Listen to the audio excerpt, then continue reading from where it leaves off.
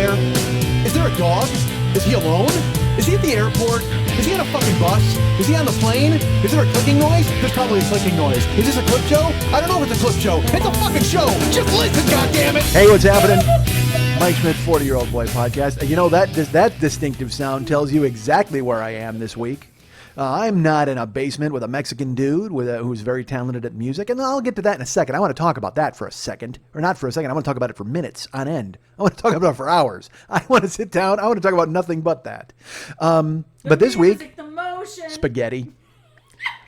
Lily and I have been doing that for like an hour because I don't know if you guys saw. You may have seen. Perhaps you saw.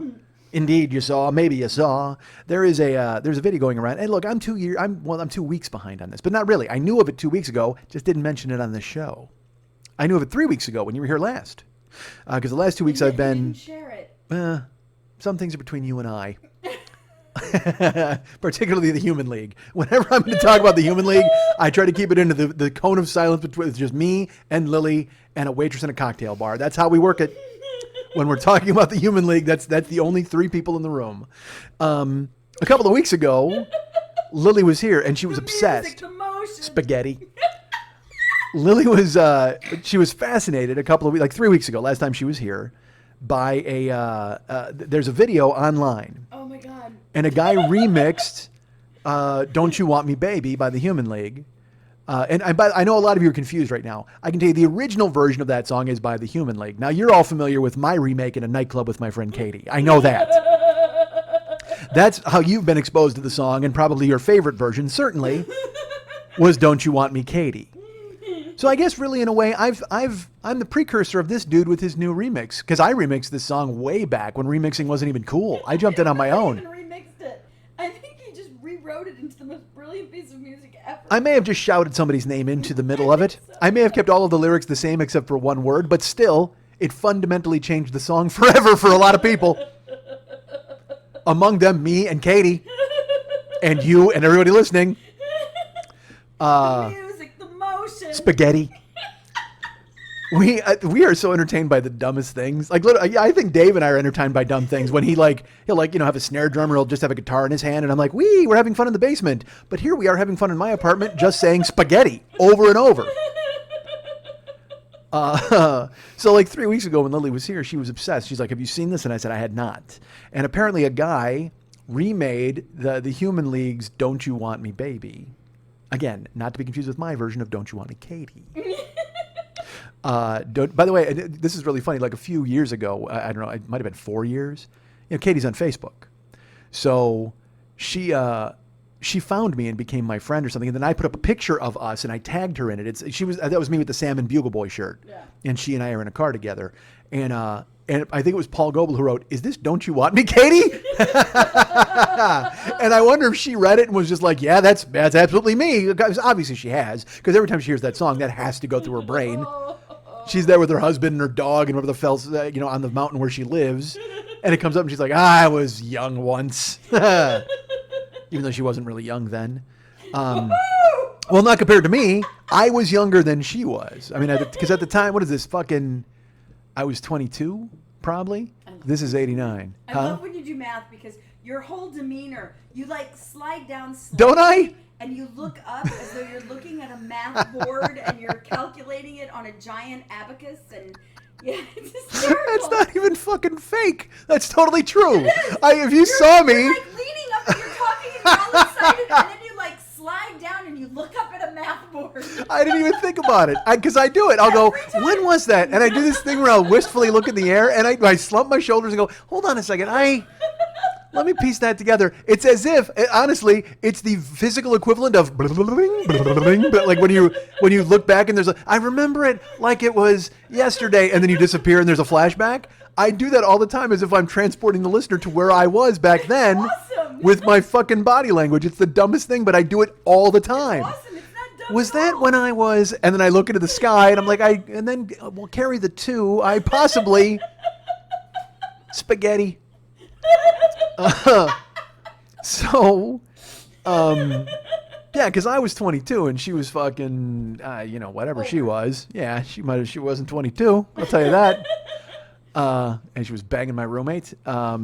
I probably shouldn't say that in case her husband is listening, or her then husband. Anyway, so I had a lot of fun back then, folks, watching my roommate bang a married chick. All right, so a few weeks ago, our friend Lily Von Stupp was here in my apartment. We're in my apartment. That's where we are. We are in the, I don't want to say where exactly. I will.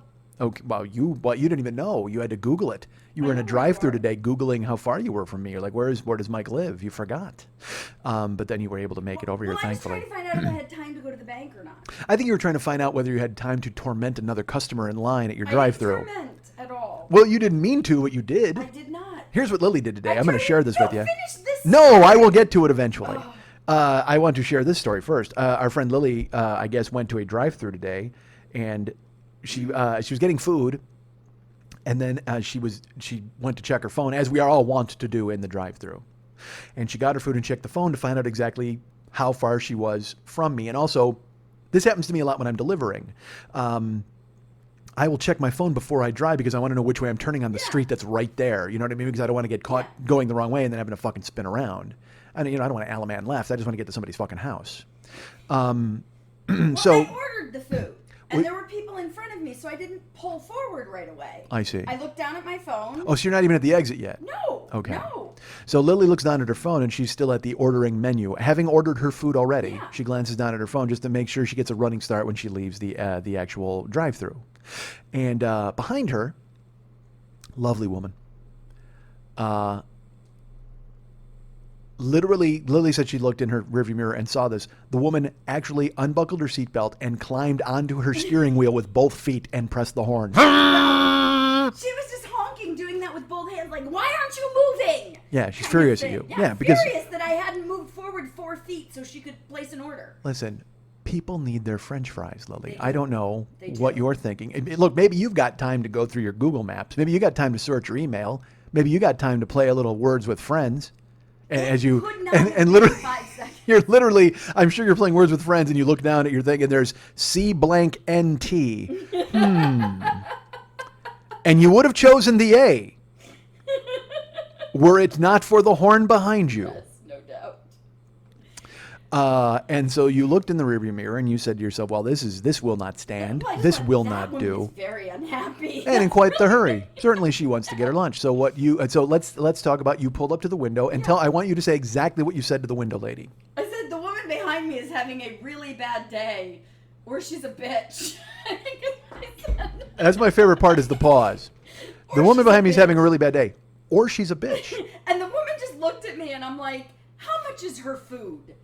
And she said it was like $4 It or was something. like 4 something, and I went, hold on, give me that 5 back. And I handed her a 20, and I said, buy that woman's food and tell her to have a better day. Here's my favorite part about all of this. Again, it just shows that you and I are kind of the same person, in that literally that's your last $20 bill. I know you, and I know where things are for both of us. Yes.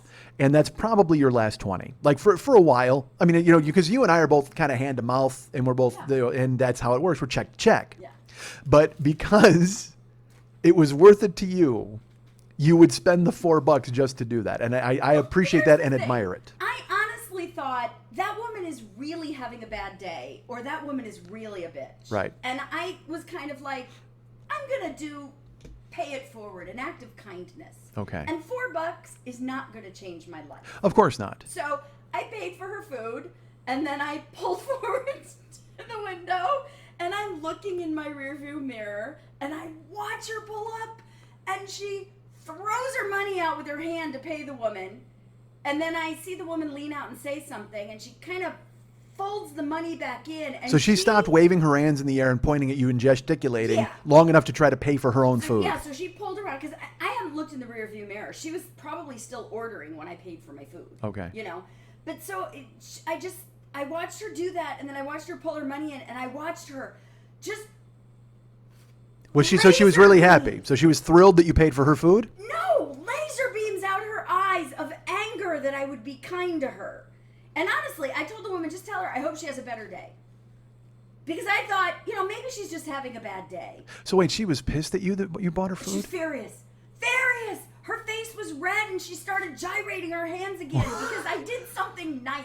So now she went from being mad at you for taking a second to now because mad that because I she did realizes something you were nice. showing her up. Let's be honest. That's her deal. Like she looked at it like, oh, I get it. You're making fun of me and you're paying for my food, rather than looking at it the way we all should. Which is, and go, oh, Jesus I was having a Christ. bad day and I was being mean and she was trying to do something nice to diffuse me. That's really Well, you sweet. can even take the I was being mean out of that equation. Like literally, she could have just gone. She was bitchy and mean to me. True. And I was like, okay, maybe I didn't pull forward fast enough. But- I honestly thought that. And I was like, it only seemed like a couple seconds. Maybe it was 10. Maybe she was literally waiting for me to move. So, I'm like, I'm going to do something nice, pay it forward. But man, she was so pissed. Furious that I was nice to her. So angry that you would step up and do something nice for her. She didn't. Absolutely. Just can't accept any niceties Oh from my someone God, who it was would. just- it was like watching the cart steam out her ears and the arms flailing again. And I'm sure she was trying to go, no, I want to pay for my own food. Give her money back. Well, you know I what? mean, It's funny, yeah. but I will tell you this: she's got you sussed. Because in her head, she's like, you know what?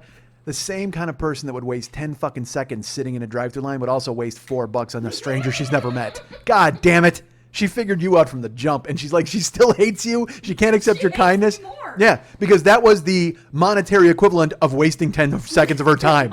It was. Literally, you wait. Because again, you know what? You actually wasted 2 more seconds of her time because she put the money out the window, and they went, "Your money's no good here." Slowly, the McDonald woman just went ahead and paid for your fucking money, or your food. But, now that I think about it, maybe the woman behind the counter went, she paid for your food because you're a bitch. Yeah. Hey, she said you're either having a really bad day or you're a bitch. Either way, here's your food. Come again. Slams the window. Maybe I'm the bad person here. Could be. Oh my God. All right. Because I honestly was trying to be nice, but when I saw how furious she was, I was like, wow, that was the best $4 I've ever spent. That woman is fucking unhappy. There's nothing better, right? There's nothing better than just sending somebody fucking spinning off the planet. God damn, I love it. I didn't mean to, but it really made me go, wow, that really ratcheted her up that much harder. I love it. And I'm on board with what you did, and I would do something like that. And again, what's funny to me is also, here's how stupid I am. I literally I'm talking to a group of people who put together a GoFundMe page for my destroyed car.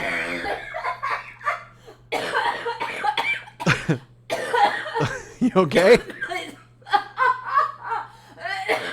Oh my God. And I'm telling them that I would waste $4 on a prank It wasn't a prank, it was a kindness. for you. But I'm just like, yeah, I love it. I would totally do the same thing. By the way, thanks for the $5,000. Anyway, Do you think they all did it just to say fuck you? you know what I did? But I have to be honest with you. I went to a car dealership. I bought a guy a car. You made it happen, folks. Be proud of yourselves. But it is so You didn't just go fund me.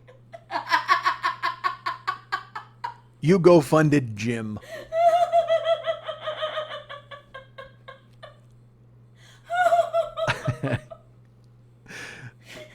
We're done. Yeah. Spaghetti and we're out. Spaghetti. So a couple of weeks ago, 3 weeks ago, Lily's here and she's telling me about this video. You all right? You be okay? My little flap is. I can't breathe or Dude, swallow. I bruised your uvula. it, It's inverted? I inverted your uvula once before. All right, I'm going to give you some time to shake it out. Shake it off. Taylor Swift would tell you to shake it off. And then she would say that her ex-man came with his girlfriend. I said, oh my God, I'm just going to shake it. Drink some water there. No? Still got a problem? Oh my God. yeah. Maybe it's good that you only do the show once a month now. I'm either by myself or I'm with a Mexican dude or I'm with you. It's like, and so you get 1 week a month to almost die. I think that's good. All right. So That's funny. it was funny. That's how I do things. I'm very funny. So a couple of weeks ago, Lily's here and she's obsessed with this video. There's a song called "Don't You Want Me, Baby" by the Human League, and a guy remixed it. He edited it and changed it. He didn't remix the song. It's the exact same song. But all he did was he did the lyric over and over of "You were working as a waitress in a cocktail bar." So the song goes, Play it. "You were working as a waitress in a cocktail bar." In a cocktail bar. That's it. And then it just keeps going and keeps going. And it's just that line. Let's play I can't. Because I'm sure there's lots of like literally Just the licensing Google it. on it. Look, I just finished paying off the Human League for my cover of "Don't You Want Me, Katie." They came after me, and they've been after me for a long time, dude. I got fucking ASCAP and everybody else calling me and going, dude, what the fuck? Oh my god. Last week we did a version of Cold Blood. I'm waiting for Stephen Whiteman to call me and go, where's my cut, dude? How fucking amazing was that, by the way? I have to talk about it because I presented the challenge to David last week, and anyway, before I get into that. So this guy did this version of "Don't You Want Me," but he just kept using the lyric, "You were working as a waitress in a cocktail bar," and then eventually in the middle it shifts. I don't want to give it away, but you'll hear it. So go find it if you happen to listen to it. It's funny. Please find It's it. very funny. So I told Lily, I go, there's another one of those because I knew of this one. Someone took "Lose Yourself" by Eminem, and he remixed it so the line "Mom's Spaghetti" is in it all the time. Oh, God, There's so vomit on his sweater already. Mom's spaghetti. Well, he took, which has always stuck out like a crazy Parmesan cheese covered thumb. Every time you hear the song, you're like, holy God, it's so funny because it was shoehorned in for a rhyme. You're just like, Eminem, to fill the cadence, the syllables, it worked. To go, the vomit on his sweater already. Mom's spaghetti. It just gets him somewhere. It's a placeholder, but it's a unique placeholder, so it leaps at you and it punches you right in the brain pan. So someone took it and just fucking put "Mom's spaghetti" all over the goddamn song. Fucking brilliant. So it's like if you had spaghetti, one shot, like he put in spaghetti or "Mom's spaghetti" throughout the entire song. It's beautiful. So I played it for Lily because I'm like, yeah, you knew that one, but have you heard this one? And so now we've been sitting here for the better part of 40 minutes, and we're having a conversation because I haven't seen Lily in over a month, and I'm hearing about her, what happened with her life, and then she's telling me about the burlesque festival. Maybe we'll talk a little bit about that. But in the middle of it, she'd say something, and I just go spaghetti. It kept happening. She'd say her thing, and I'd say spaghetti, or she'd say it, and because again, spaghetti's a great word. We can all agree with that, right? Spaghetti's a fantastic word. It's the best. So it was, and so that's why we were laughing about it every time we shoot it. And so she's like, you should just do that throughout the entire show. Just slip in spaghetti and not even acknowledge it. And I'm like, nah. Eventually someone's going to go, why the fuck is he saying spaghetti over and over? And then they'll write me an email and I won't answer it. So good. All right. Maybe it works. And Spaghetti. then they'll write me an email because you don't answer emails. Yeah, that happened, right? A lot. I get a lot of them, and I have to just finally go, I like talking with you, and this is fine, but you really should write Mike. And then they always respond with the same thing. I did. Yeah, I'm not terrible. Here's the, I will, all right, look, I'll deal with this too, because also, this comes up with me and Jill. Jill and I will be in the car or we'll be at her house and my phone will go off. And I don't even look at it. And she's like, are you going to answer your phone? And I go, no. She's like, why not? I go, well, because I'm sitting here with you and whoever it is, I'll call them back. They'll leave a voicemail. She's like, that's just weird. And I said, why? She goes, well, you should check your phone, right? I mean, you should know who it is. I go, well, I'll check it as soon as it's done. It's a voicemail. Maybe I'll listen to it or I'll check later. Or I'll get a text and my phone will go, zzz. She's like, you get a text. And I go, yeah. She goes, well, you should check it. And I said, well, why? We're watching TV or we're talking or we're hanging out. And I mean, I guess to me, I didn't realize that it looks like I'm hiding something by not checking my phone when I'm not. I just feel think you live in 1950 where it's like, I'll get back to those people. They're not going anywhere. And literally I'll just pick up the phone and then I'll hold it. I go, it's an 800 number. I go, it's Geico or a bill collector or AT&T reminding me that my bill is due somebody, or also it'll be my friend Pat. And Pat will text me, but Pat wants to talk for 25 minutes. So it's not like, I feel I'll get to him when I can get to him rather than go, hey man, I'm in Wisconsin, I can talk later. Which I guess I should just do because that's easier to fucking do. But also when people write me emails or write on Facebook, like I talked about when everybody started the GoFundMe page and they started to send money and then they started to write things, and our friend David Kemp offered to sell me his car. Wow. He's like, dude, I'll drive it to Wisconsin. You can check it out. I'll sell it to you. It'll be perfect. And so I wrote him, you know what I mean? I'm like, dude, that's a great offer, but I'm going to take a look at what I got going on up here. But also our friend Tony, and I will tell you this too, Tony didn't get it, maybe. Our friend Tony, he's a cool guy, great guy. I've met him a few times. He's come to see me live. He was in Texas, now he's in Kentucky. But he said, he goes, hey man, I saw this on CarMax, and he sent me a Murano. And it was an affordable Murano, but it was tricked out and had all the leather. It was basically my car. But I mean, I think it might have even been a 2 years later car, like in 2008. But it was amazing. And he's like, yeah, you can get it here and drive it that. But and look, I wanted that because it's funny when I showed it to Jill, she goes, oh. And I go, I'm not going to buy it. I go, but that's what I would want because I would love to get my old car back. But the whole point was starting fresh and starting over with something that gets better gas mileage because I'm only getting 19 miles a gallon. So I'm not getting a Murano. It's not happening. But it was nice of Tony to show it to me. But then I was going to write him and tell him all that. But then I was like, fuck, I'll just deal with it on the show in a couple of weeks or whatever. And when I talk about the car, but Tony was nice enough to fucking search out a car for me. Another friend of mine, my friend Rich, texted me with like a blurry photo of a car parked on the side of the road with a for sale crooked sign in the window. And he's like, hey man, this is better than dealing with car dealers. You can go ahead and pick this up for a song. And I'm like, I don't know what song that is, but I can tell you by looking at that picture, I don't know it. That's not a song I'm going to sing. But everybody was very nice with their things. So people were writing you to say, Mike should get this car. Mike should get this car. Mike should get that car. Did Mike find a car yet? I found this great car. And I'm like, that's awesome. Well, oh my God. I did say I was going to be transparent during everything, and I am. And this show will shed a little light on what's been happening. Because here's the deal, man. I should answer people on Facebook, and I should answer emails, and I do somewhat. But to do it all the time would be like a job. And I know that sounds fucking strange. I will answer you. I will definitely get on there because I still haven't answered birthday people and shit like that. Because my life's been kind of a fucking whirlwind since the 19th of July when I got my car totaled. So I've been, going to Wisconsin and coming here and looking for this and dealing with insurance. And you've heard a lot of it on the show here.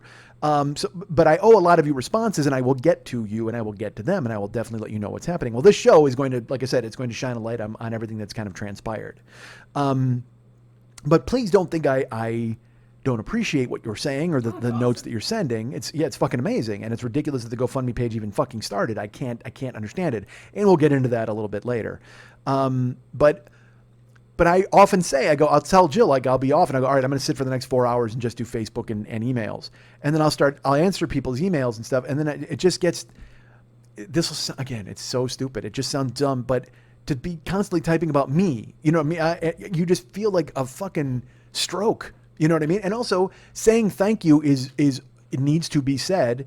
But then when you say it over and over and over, to you, it kind of loses its meaning. And I don't ever want to appear rote. I don't ever want to appear like I'm taking for granted the things that people did and just being like, because I thought about making making a form, not a form letter, but like I would still type it to be my own deal. And saying like a paragraph answer. Yeah, to send to people automatically and just go, hey, thank you. It's like the thing I have when you buy the download sets. Yeah. You get, I have, a letter that comes and it tells you some things I wrote it, but it's just the one that I send out every time somebody buys something. Whereas I don't feel right doing that with emails. If you purchase something, it's a different story. But if you write me or you donate to the show or something, then I want to physically write you and thank you and be that guy. But I'm verbose. I mean, I'm not good at, we've talked about this a billion times. It's so funny for a guy who is verbose. All I do is I'm verbose about being fucking verbose. It's so retarded because I could just say, hey, I could just thank you. I appreciate it. Thanks for listening. You know what I mean? But that just doesn't seem like enough. Because again, like I've said, and this sounds terrible, listeners aren't strangers to me. They're friends and they're close and they've reached out and done things and gone kind of over and above. And this medium lends itself to a certain intimacy. You're not going to get Neil Patrick Harris writing your fucking notes and going, hey, by the way, here's the thing. And I like your suit. And do you like drinks? And, well, you do because you know him. But I mean, these people aren't going to fucking get that. Like let's put it this way. If you wrote a fucking note and went, dude, I totally love How I Met Your Mother. He's not going to write you like a fucking note and go, hey, that's great. What are you doing, man? How are you? Because I'll generally do that. Hey, how's this person? How are you? And whatever. So it's so funny, to avoid being overly friendly, instead I don't write anybody. And it's the dumbest fucking thing in the world. It's a foolish decision and it's going to change. It's all changing going forward. All right, so who cares? It's me just talking in circles about the same fucking thing I talk about a million times. Spaghetti. So people are writing Lily because I don't answer them, and I apologize for that. So write me and I'll write you back, I swear. And people write David too. Again, they aren't bothering me. They aren't. No. But I don't have any answers. As I wrote to one really nice guy on Facebook, I'm like, I don't even read Facebook messages very often. You just happen to catch me on Facebook Messenger. Yeah. So, I don't know what Mike bought because I haven't talked to him yet. All I know is I'm seeing him tomorrow. Well, that's another thing too, is I'm, when I'm with Jill or out, I don't have Facebook Messenger on my phone. I don't either. So I don't answer any Facebook messages. I can't even read them on my phone. I have to literally be sitting in front of a laptop. And when I'm with Jill, I'm not in front of the computer or the laptop ever. And then also, this is the dumbest excuse, but it's true. I have 5 email accounts that are all on my phone. Yeah. I can write outgoing notes from all of them except Mike@MikeSchmidtComedy.com. Yeah. I don't know why. I try to send it, it'll say the server does not support outgoing mail for this particular address or whatever the fuck. And, I could write somebody from my personal email, the other one that I have, or, the one that's not public, or Gmail, the Gmail stuff that I have, because I have, MikeSchmidtComedy@gmail.com, and people will actually write me there, and then I'll write I will forward that to Mike@MikeSchmidtComedy.com and answer the note from Mike@MikeSchmidtComedy.com, because I don't want to make it look like I've got 9 different email addresses that you can write me at, and I'll you guys can get me at Mike@MikeSchmidtComedy.com. Now, I will answer eventually, but you can get me there. I'll see it. I've read it. George and everybody else who writes me, and Patrick Volker, our friend Patrick, who I went to lunch with a couple of months ago, and he wrote me this again. And he just wrote, all he wrote was, Thorgar and Yeep is the funniest fucking thing in the universe. Patrick. And I was like, How do you even respond to that? Well, I know. I know it is. I wrote it. Is that what you write back? I mean, yeah, I'm one of those you look dudes. like a duke. You look like a jerk. I look a little bit like a duke. Is I that? was gonna say a douche And a jerk. And Yeah. is it a duke? What do you like better, a duke or a douche? I don't know. I think a duke. I like a duke. You look like a duke. You got a frilly collar. About word contractions. So my point is, I'll write you eventually at some point. Probably today. You know what? Today might be the day.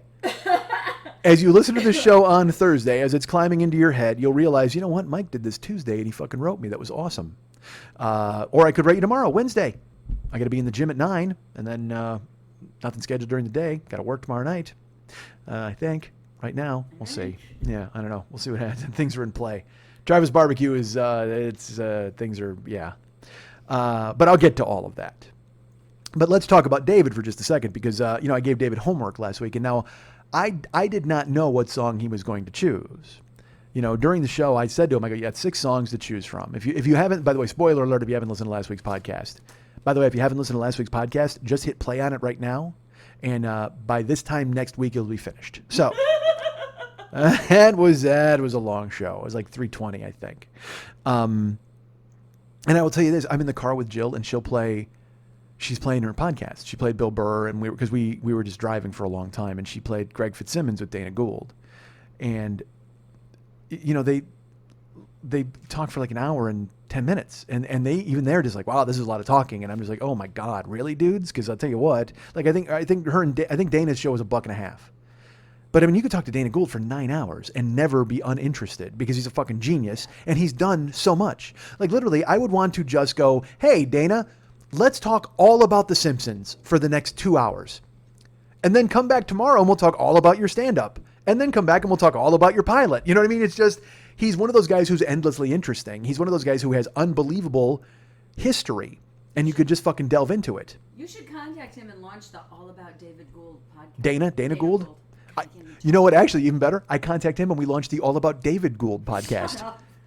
He and I we just talk about David Gould for hours on end. David Gould has no idea we have a show about him. My mouth not working. My uvula finally popped. Because you're a duke.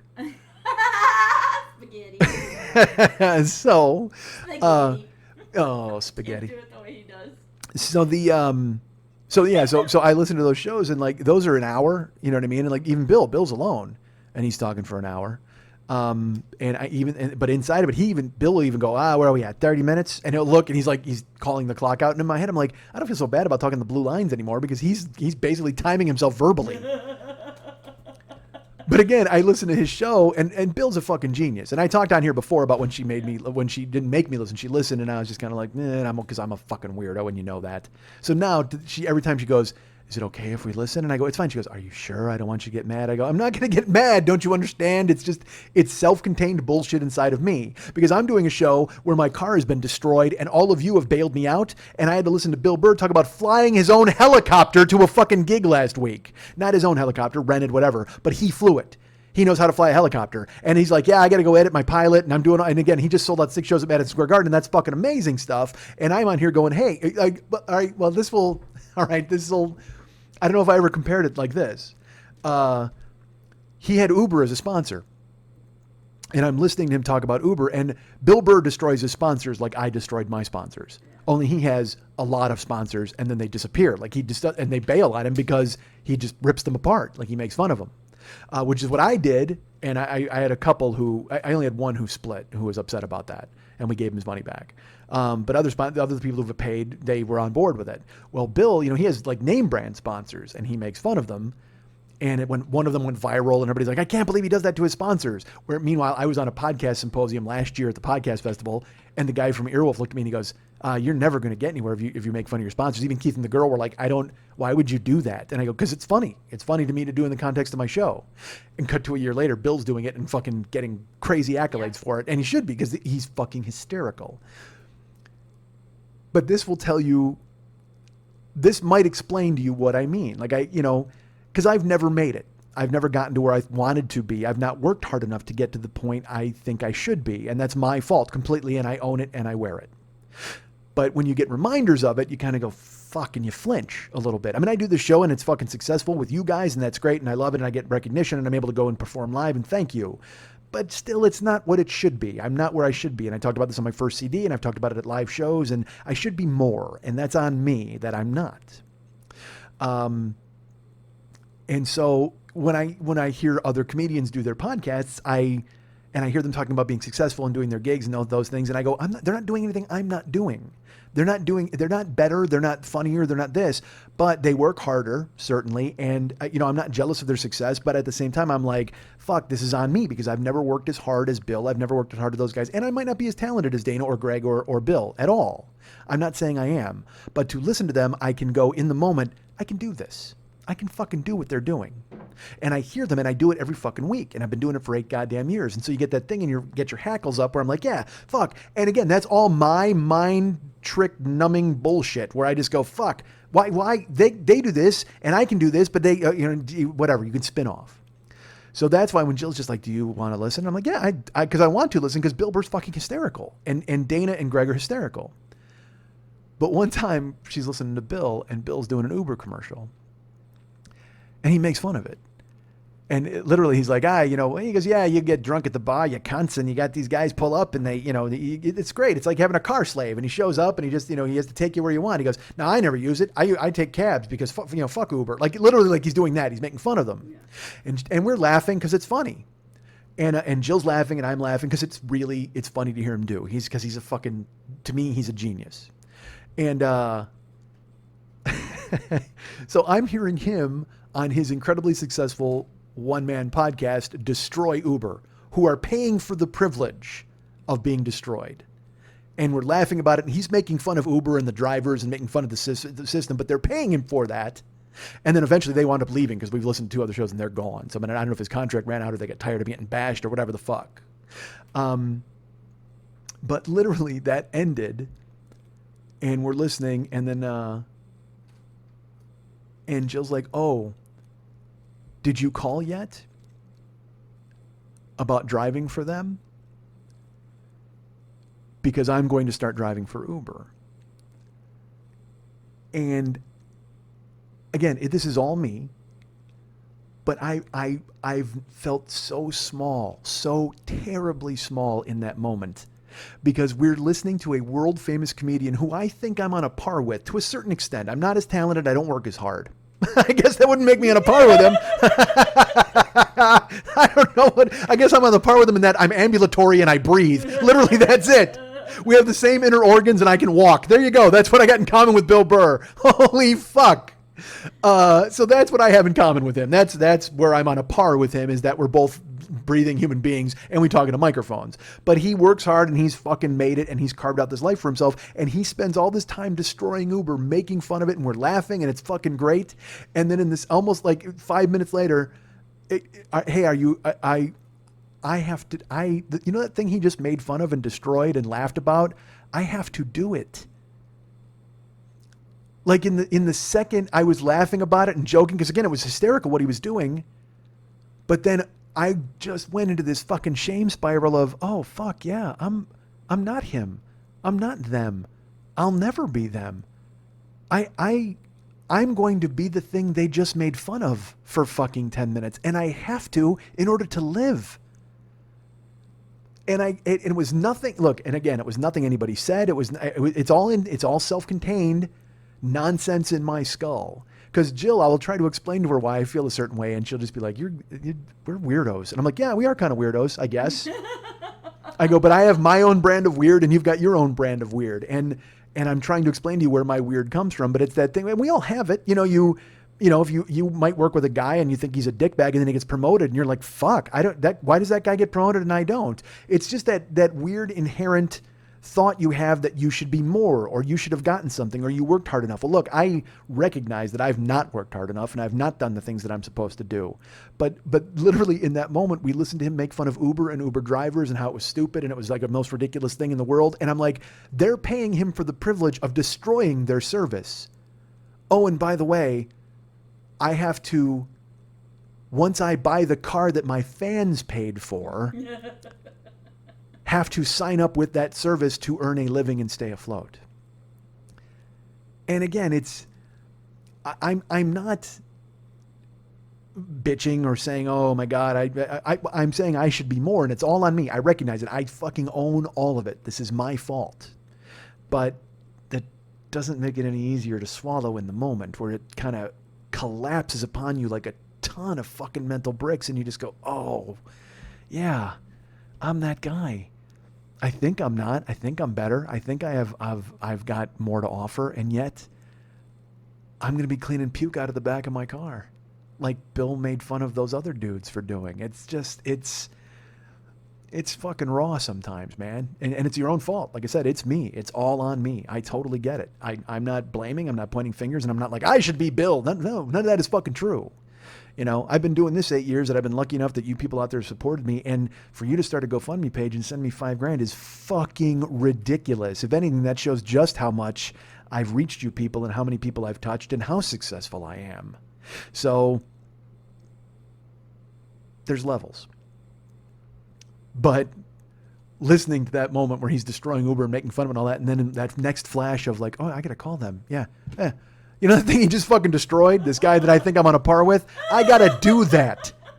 Fucking awful. So, there you go. That was that. Yes? Do you think that the way your fans bought you a car is any different than the way Bill Burr's fans bought him a car? Well, yes.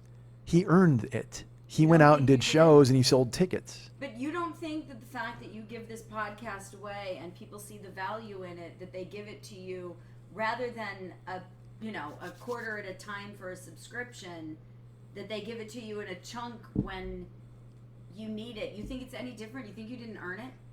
Yes, I do think that. I do. I mean, I think you're wrong. But, well, I'm not going to take away your feeling. Well, I also think I am wrong. I mean, I'm not. I won't invalidate the way I feel about it. But yeah, there are these moments where you just kind of blink and go, "Fuck, I didn't earn this."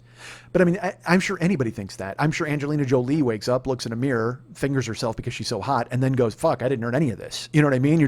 You have to have these flashes and these moments where you don't think you've earned any of the things. Yes, but I mean, I thought when it happened, I thought it was one of the most amazing things ever because. It's a Wonderful Life is not about charity. It's a Wonderful Life is about people repaying the gift that you've given to them in a way that helps you. Well, I talked about that on here when Eric wrote me and said, this is a business as well as a friendship. It's just a different dynamic rather than here's $1 talk. Yeah. So, when this first happened, like I said, my friend Eric, first producer Eric, texted me and said, we're just paying for back content. Yeah. And when people bought shirts and people stepped up, and when Jamie even started the page, when Rick suggested it, and it was awesome. It was really an unbelievable gesture and really amazing that everybody did it. It was so great. But yeah, there is a certain amount of I didn't earn this. There is a certain amount of and people look.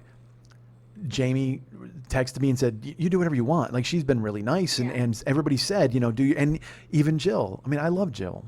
And she'll look at me and she goes, do you know how special this is? What happened? Do you know how great this is that people stepped up? She goes, I'm amazed by it. It just shows, honey, that you're on the right track and you're great. I mean, They invested in your tour when you did the fundraiser to go out and do the shows. Right. They invested in your tours.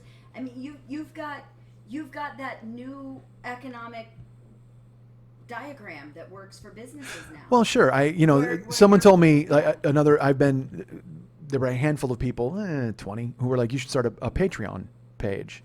Yeah. Rather than running donations or whatever, because Patreon, people just fund and you use it for whatever Yeah. you have to do. But at the same time, I feel weird using that because I would want to use that just for business and not for life. But your business is your life. Because If I bring owned my a life to bear on the restaurant, microphone. I would take the money out of that and pay my bills. Well, we'll get to that. So when you have someone that's like, we're supporting your art, paying your living expenses or paying your, it's not like they're going, you're too poor to eat. They're going, here's the money that you deserve for the work you give. Go buy food. Go buy hookers. Go buy crack. Whatever it is that you want. Although I'm hoping you don't go buy crack or hookers with it. Those are free. Yeah. When I buy my food, they throw them in for free. I have a deal with the Hershey company. I've spent so much on chocolate, they just sent me crack to go with it. There you go. Thanks. So let's talk a little bit about what has been happening. When I was with David, we didn't really get into it, and also everything's now finalized. So this will be the Monday morning quarterbacking of what's been going on since the accident. People have asked. We'll talk about this right away. I still might fucking sue everybody. All right, that's still a possibility. I have no idea. Everybody's like, you should do this, you should do that, you should sue this person, that person, this person, and I might. And everybody who's been very nice, they've written with like legal advice, and I've learned all sorts of fun phrases like vicarious liability and all this other different stuff. And people are like, you really need to investigate this. Well, yes, but I need to find a lawyer and see if I can get them involved, and if they want to be involved, and find out what I have if there's a case. I went and played poker with my friends, and one of my friends was like, you need to sue her. And I go, dude, she has nothing. Like, this chick has literally nothing. He's like, doesn't matter. He goes, I was the same boat. I got hit by some dude. He goes, and it took 2 years, but I got a chunk of money that helped. He said, you need to do it somehow.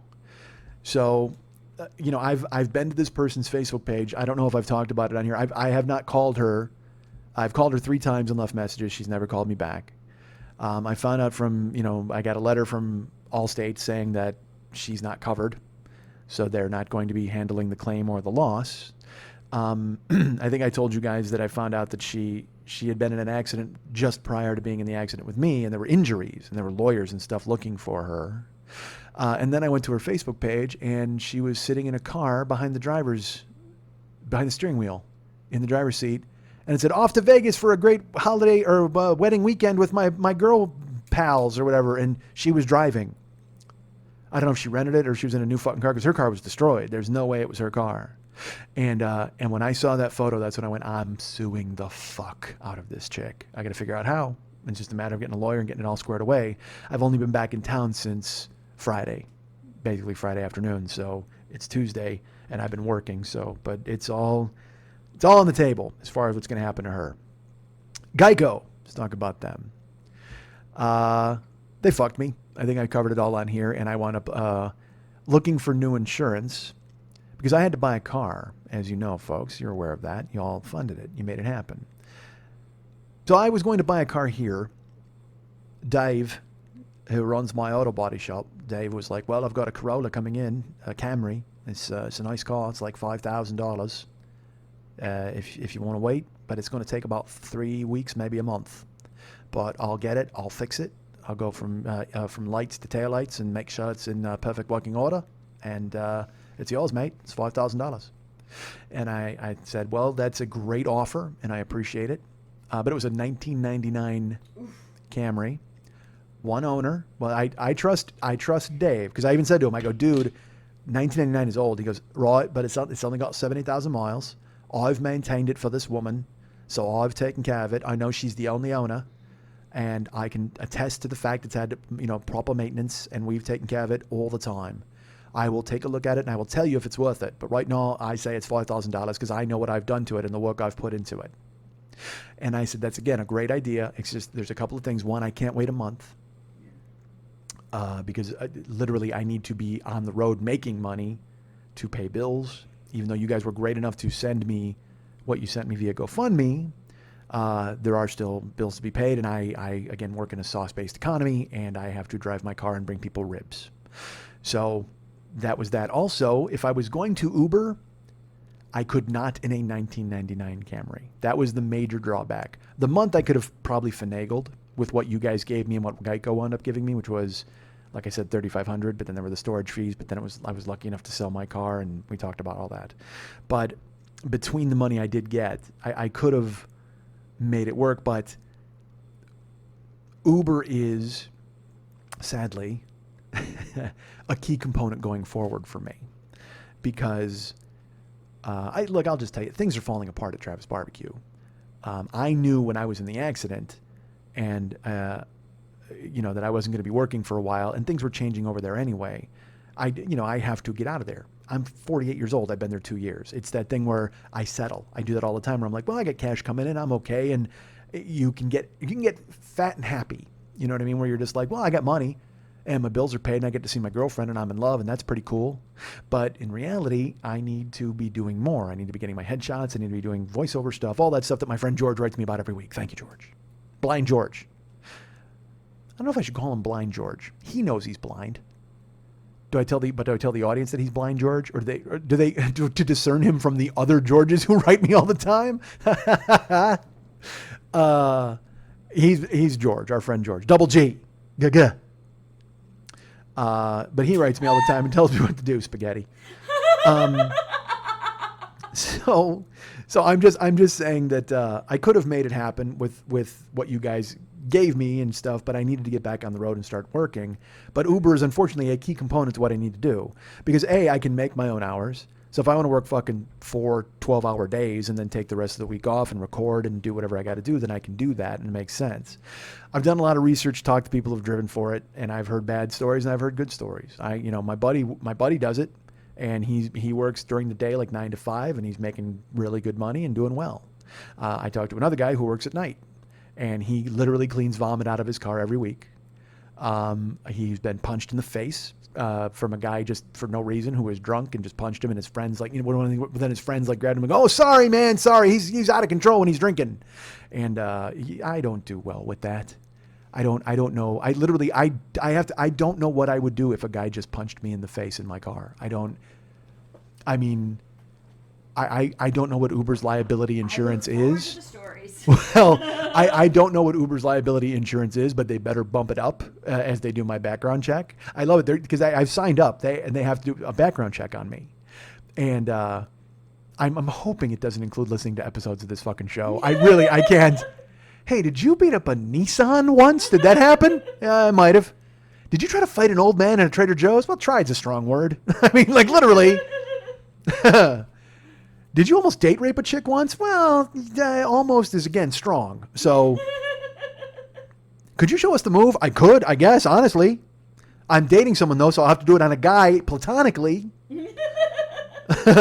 I'm basically married, so I can't do it to somebody in anger, but I can show you what it was. I can draw it. Can I draw it for you?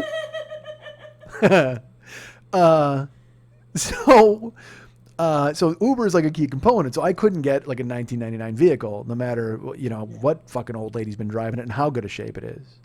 So I had to figure out how I was going to get a car. So I was going to buy a car here, and I started to look around. And it's so funny. Again, there's that thing.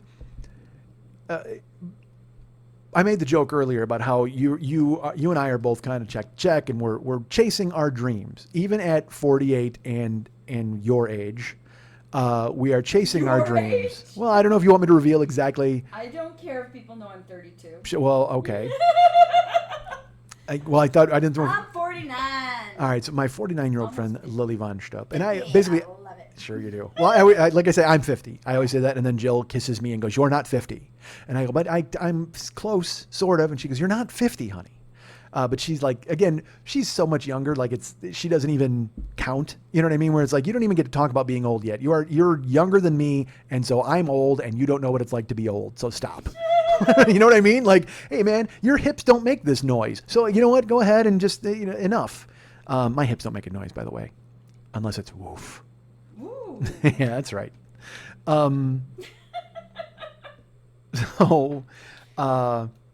So I'm going to look for a car here. And like I said, I talk about how we're chasing our dreams and we're check to check.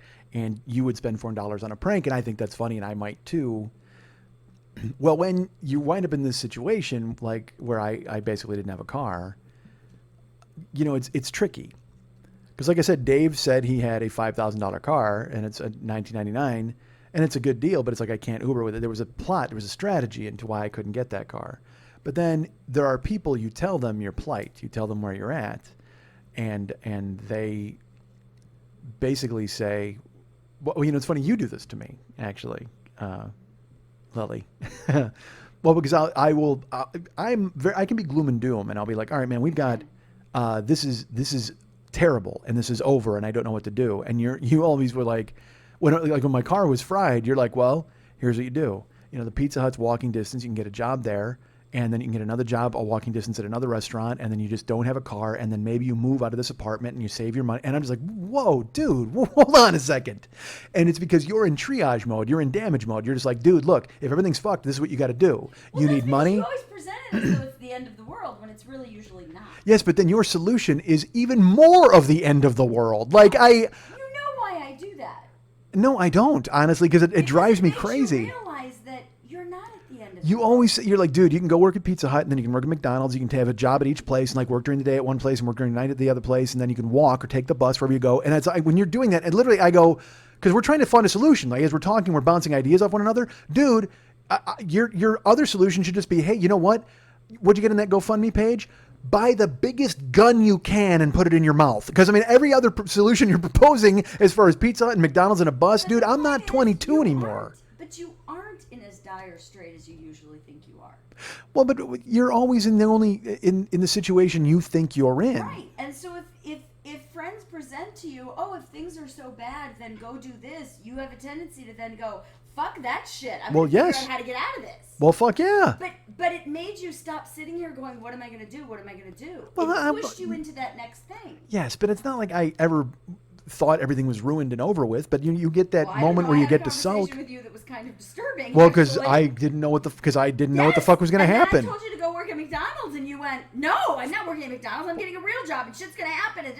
And that fire in your belly came back. Well, it was never gone. It just was. The pilot light was barely on. Well, you know what? Because you take a lot of punches, you get woozy, man. It just fucking happens, and everybody does that. And you've done it, and I've done it, and everybody out there does it. You've done the same thing to me. You're never at the bottom. Here's how you can do it. And I'm like, I don't want to do that. And then it's like, okay, well, what am I going to do to not have to do that shit? Yeah, but you're better than me, so I should be able to tell you those things. Well, I'm teasing. I'm teasing. I kind of am. Well, sure.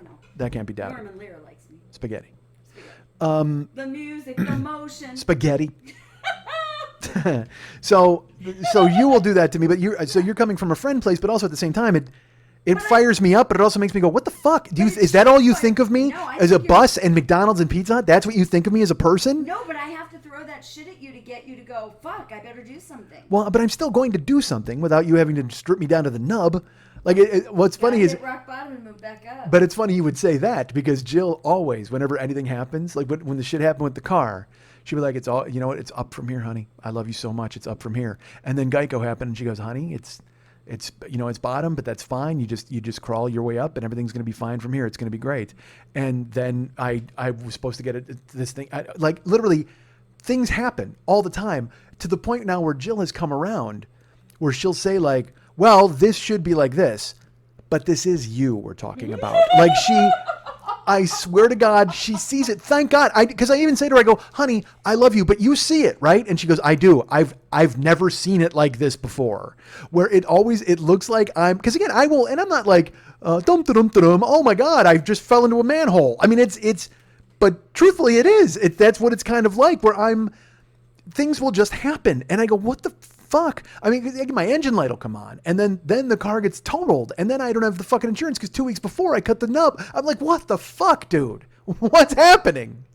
But also, you do that because, again, you and I are there for each other. We're kind of firing each other up. It's like, like when I'm with Jill and she's like, honey, it's bottom, but you're going to make it back up. Don't even worry about it. It's just another thing to deal with. It's another thing to deal with. And thank God for her to be that. Because again, she could have just gone, you know what? Fuck it. See you later. Not interested in this. I see this tale's been happening and I'm not going to be around for it. But she's just always like you. She's just been, hey man, it's fine. It's just a matter of, you got to rebound. It's going to work out. But it is a new phenomenon for her to see it in such stark realism. It just to see in sharp relief somebody constantly stepping on rakes. I mean, it's the fucking weirdest thing in the world, man. So you and I, like I said, you tell me those things. You're like, you can get a job at Pizza Hut. And I'm just like, fuck that. Like, I would rather shoot myself in the fucking mouth. I go, literally, I would rather paint the walls with my brains than go live being 21 all over again, being at fucking Little Caesars and riding the bus for 2 hours. Fuck that. Not at 48. At 48, no, man, the fucking clock has moved up. Everything is going faster. And I need, dude, I've got fucking 7 years left on this earth. I need to enjoy them. I'm not going to do it flipping pizza at Pizza Hut. 7 years? You're damn right I do. 6. I meant 6. I'm 54 was my shot. Can I see the bottom of your foot for your expiration date? Well, then, is it Soylent Green or Logan's Run? I don't know. So anyway, you and I will talk like that, and we're just like, what the fuck's going to happen? And just we'll do those mutual, God damn it sessions. But then you run into other people who I know, who they mean it when they say those things, because you're like I've had people in my life who, I mean, even at 30, when something happened, went, well, you should probably quit this comedy thing and just go find a real job. You're smart. You're a smart guy. You know what I mean? You should go ahead and make that. And they don't understand. No.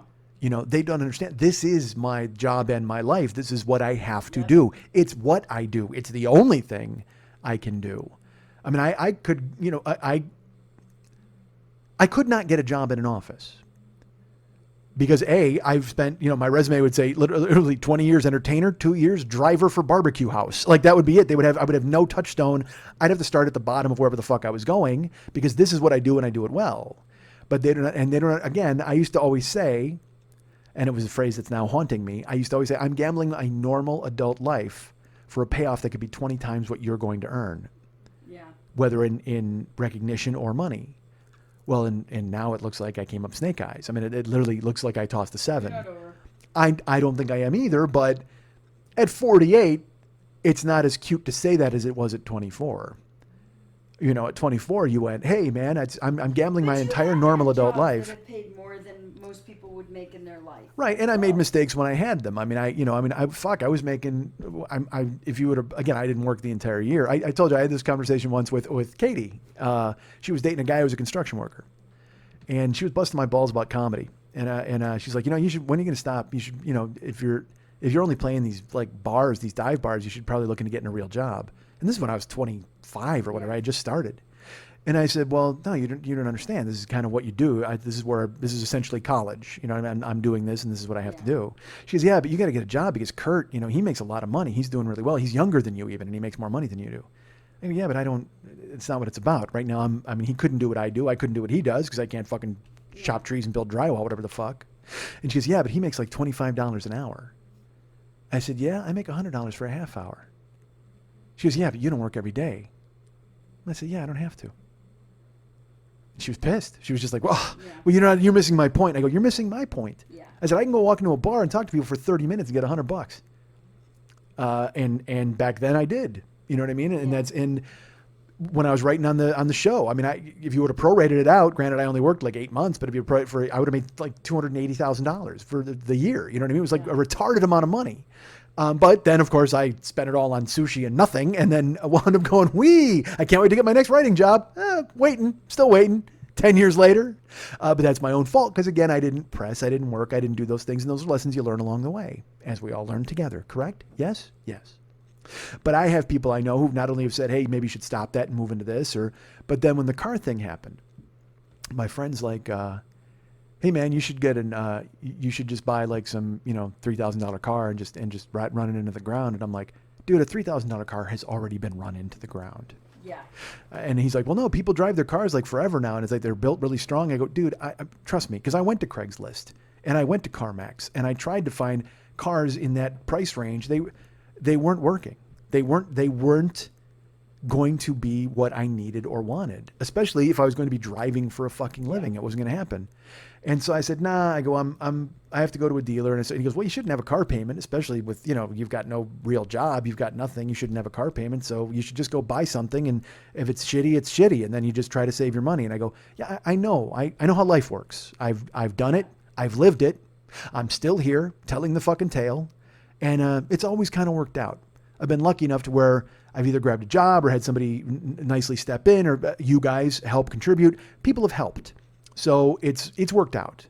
He's like, yeah, but I've driven my car for 10 years. That car out there, it was a 2004. He goes, I've had it for 10 years. It's going to be 11 years this year. He goes, I'm still driving it. He goes, I don't need a new car. I go, you own 3 houses. And that's an Infiniti. Yeah, I'm willing to bet your Infiniti from 2004 was built better than anything else I could buy from 2004. Yeah. But again, and then he started to get kind of snippy with me. Well, I'm just trying to help. But if you think you can get something better, then and I'm like, well, no, that's not it. I'm still trying to figure out what the fuck I'm going to do. I'm still spinning a little bit here, dude. I'm still fighting with my insurance company and trying to find out the money, and I got to get a car that's going to be suitable for me to have the other job that I'm going to be driving my fucking car for. Like, I don't fucking know. I'm not looking your advice and shitting on it, but at the same fucking time, quit acting like I'm now a hobo who has to settle for whatever the fuck he gets. That attitude drives me crazy. That whole, hey, you know what? Things are bad for you right now. So you should buy a bunch of bad shit and marinate it and realize how bad your life is because you made bad choices the whole fucking time. Bad, bad, bad. Sit in the corner until you learn what it means to be a grown-up. It's like, fuck that, dude. That makes no sense. Why would I go ahead and look, I'll get what I could afford. And you guys were, again, I couldn't afford dick if you guys hadn't fucking stepped up. Thank you. I appreciate it very much. But you guys made it possible for me to not have to buy a fucking canoe with training wheels on it and go fucking paddle it to give people their goddamn barbecue. Thank you for stepping up. And I appreciate it very much. But people would ask me, like, how much money do you have? And I go, dude, there was a GoFundMe page. And I've got this and I've got this much from the insurance company. And he's like, well, you could find a used car for that easy. He goes, you can just buy a car for like $7,000. And I go, yes, I probably could, but I need to go find the right one. And I'd actually like to get a car that I could drive for a while that isn't going to fucking fall apart on me. There's no point, because I've done this before. This happened to me once before. I was desperate as fuck. And I was living in my parents' house, my mom and my stepdad. This is when, after Kathy set my shit on fire and I flew home. And I was living in Coal City and I was just fucking sleeping on a couch and fucking hating everything. And I just wanted to get the fuck out of there and do comedy. It was funny. When I think about it this way, one of the things that gave me hope that while I was at my mom's house, because again, that was another moment where I was laid fucking low. I got kneecapped. 6 months prior to that, I'd auditioned for Evening at the Improv and crushed. I got a standing ovation from fucking Warren Beatty in the Improv once. And he fucking nodded at me. It was just, I knew I was good. And then shit happened and all my money went forever gone and I lost my car and then Kathy set my shit on fire and everything was fucked. And so I had to go back to, it was before Kathy set my shit on fire. This is when we had another fight and I basically went back to Coal City because my car was ruined and I had nothing I could do. So I went back and I'm staying at my mom's, but like I said, you find hope. I'm working at a gas station, graveyard shift, in Coal City, Illinois, where there's fucking literally like 1,800 people. And I'm just sitting there. I'm a fucking face on the rest stop of America. People blazing through and seeing me at a register, not even acknowledging me, not even looking at me. I'm not even a person at that fucking point. But I would buy 3 newspapers a day and I would handwrite jokes. Even though I knew I wasn't doing stand-up, I would handwrite jokes. And then I started faxing them to Jay Leno. And he bought a joke and used it on the air. Handwritten. I didn't even type. I didn't have a fucking computer. I was handwriting. And I couldn't even imagine. I was cringing because I'm like, this is amateur night to be sending fucking handwritten jokes, but it's all I can do. And I handwrote jokes and he did my joke on The Tonight Show. And I sat there going, oh, I am still funny and I can do that. And so I went, that unfortunately made me go, I got to get the fuck out of here now. I got to strike while the iron's hot. They did one of my jokes on TV. Holy shit, am I funny? So I did whatever I could to try to scrape as much money as I could from working at that gas station together to buy a car to get the fuck out of Coal City. And I booked a ton of road gigs in the middle of the United States so I could work my way across back to Los Angeles. And I went with my stepdad. He knew a guy who had a car dealer and he's like, well, we can sell you a car that we have here. We've got a few that are just kind of junky if you just want to give us what because I only had like fucking $900 that I had saved. The guy's like, I can give you a car for $900. He goes, I can't have you put anything down and have a car payment because I don't know what you're doing. You're just kind of disappearing into the Midwest to go do stand-up comedy. I don't know what that means. So they sold me this fucking Chevy Cavalier. And he told me, he goes, it's got a good engine, but, there might be some problems with it, but, you should be okay to get back to LA with it. And you should be, and I'm like, all right, because I had no fucking choice. Gave the guy $900, got in the car. By the time I got to Iowa, it was burning oil. by the time I get to South Dakota, it's dead. And I have to live in a hotel in South Dakota for like 2 months. And basically, I was a concubine, except instead of blowing guys, I went out to different bars and made people laugh. You know, because the guy who ran it lived in the hotel, and he was like, "Hey man, I need you up in Bemidji. Hey man, I need you to go over to Sioux Falls. Hey, I need you to go over to South, to Fargo." And I would work different nights and different weekends just doing stand up and earning my keep. Like he would give me some pocket money, and I would live in this fucking hotel. And I said, never again. You can't just buy something and just hope to escape. You can't do it. You need money. You need, and look, I haven't learned that lesson all the way through, but I've took it to heart this time. And I go, I can't just buy the first piece of shit that gets me back on the road, because there's no point. Then you're just fucking throwing money down a goddamn fire pit. So I needed to find something that I knew I could use. So I started looking around here, and I was going to go to a dealer. Now, again, the thing complicating all of this is, I could have just gone and with the money you guys gave me and the money from Geico, I could have walked into any dealership in America and said, I've got this much. Can you give me a car? And they would have said, absolutely. If it wasn't for the fact that about 18 months ago, my ex-wife dressed up as Furiosa from Mad Max and drove the war rig through my fucking credit. Because I was fine up until then. Everything was great. I mean, I might have had high limits, but I had a fucking great score. I was looking good. I could walk into any place and get a card. And if I wanted, I could get an ottoman and walk the fuck out. And now here I am in my house with a cocktail bench and an ottoman that nobody wants. Like, I have to throw a blanket over so people don't go, did somebody die on that ottoman? It's fucking terrible. And a purple chair that Jill always makes fun of me. She's just like, I love your chair, but you got to get rid of your chair. And I'm like, I know, but it's the chair I have. Literally, because again, if I get rid of my big purple chair, I'm watching television in my office chair, and that just seems fucking ridiculous. What am I, Dave Allen at large? I'm going to roll my fucking chair out and cross my legs? Oh, that sounds fucking terrible, right?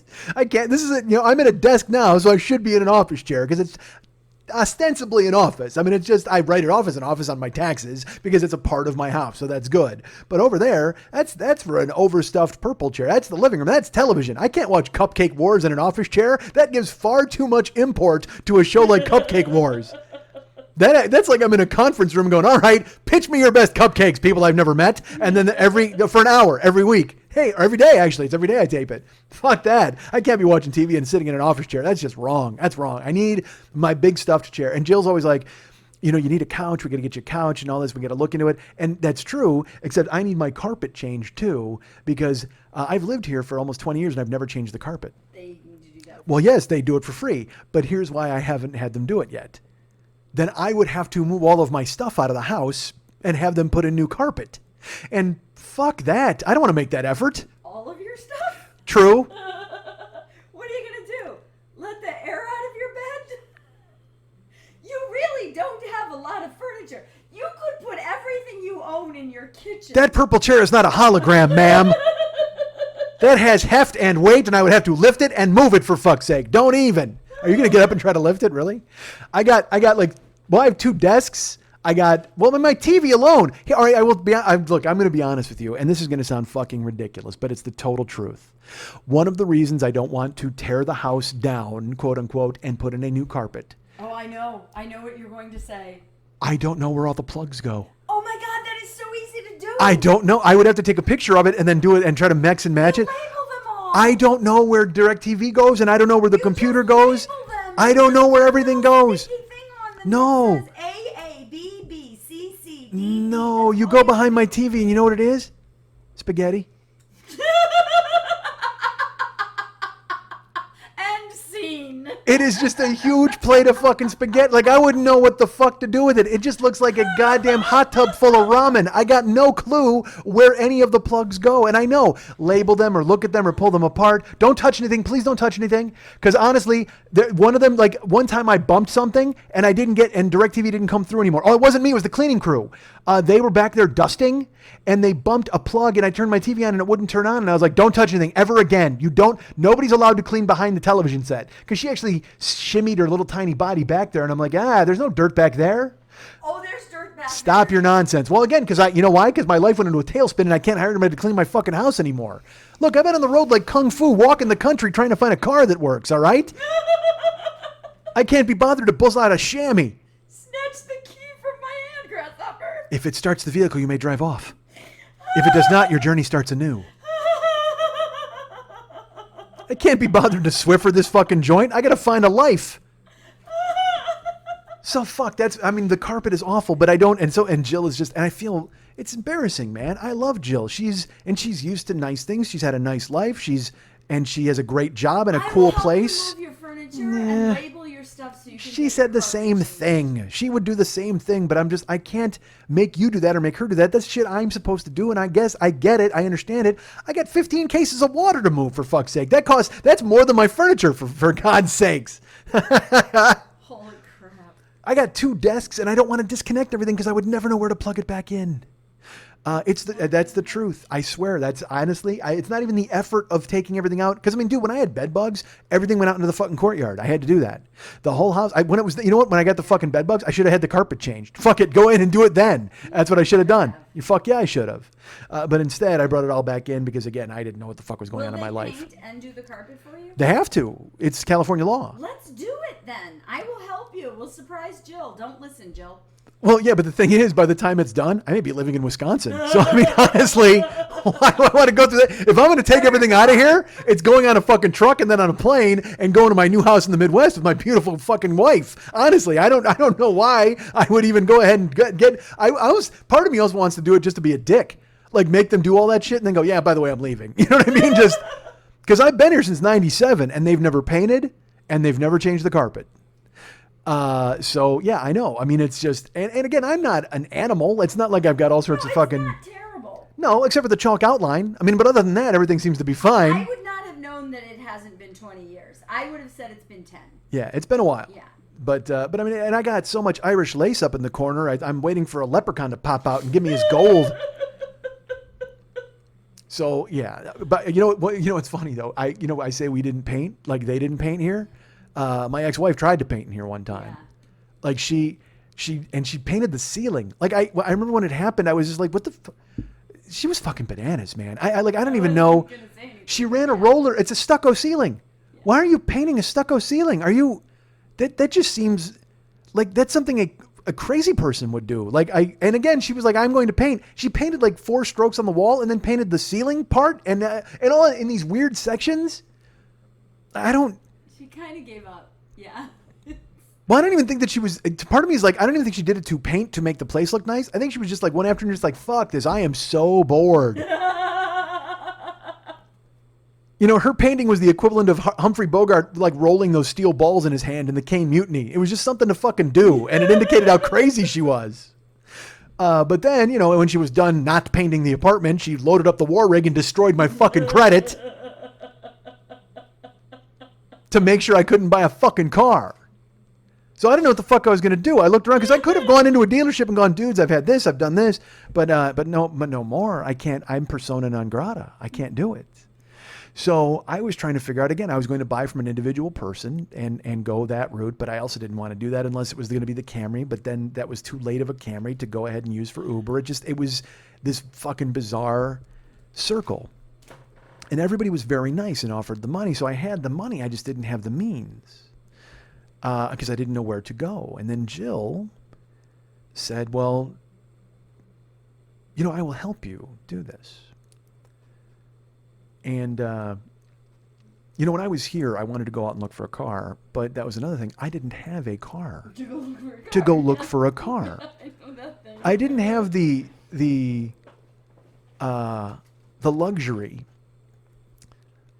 of going shopping for a car I might want to buy. No, I needed a fucking car, and I had to go find one. And I'm sure if I would have told certain friends, they would have been like, well, you get on the bus and you take it over to the car dealer and oh man, shut the fuck up. Honestly, if I fucking take a bus, I got news for you. I'm going to hopper the shit out of it and it's going to fucking explode. That's how I'm going to do it. I am just going to get on that bus and it's not going to stop until it goes over a fucking cliff, Thelma and Louise style. And I will grab somebody's hand sitting next to me and go, yep, we're done. We're done. It's happening. But I could not get when I was here in California because I went on my vacation which was previously scheduled for my birthday. And I went to Pennsylvania, did the show in Pittsburgh. And then I was going to come home and look for a car, but I couldn't. I had no one to take me to even go look for a car. I checked with Lily, but with the Hollywood Burlesque Festival coming up, her time was so consumed. And even so, even if she could give me a day, that would still mean I had a 6-hour window to go and buy a car and find it and get it done and get home in that fucking car. And who knows if I could have done that. I would have had to find, it was just a mess. So doing it on my own was not feasible. I didn't know what to do. And then Jill reached out and said, I will help you do this. And I thought that was amazing because that meant I could go by her and she would take me to go look at cars, because that's all I needed. I just needed somebody to take me to look. I could go on Craigslist. I could look in papers and all that sort of thing.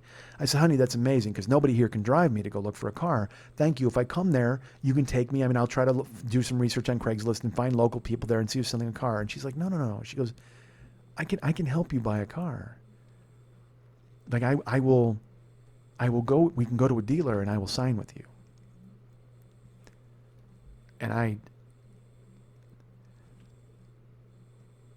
I'm always shocked by unending kindness.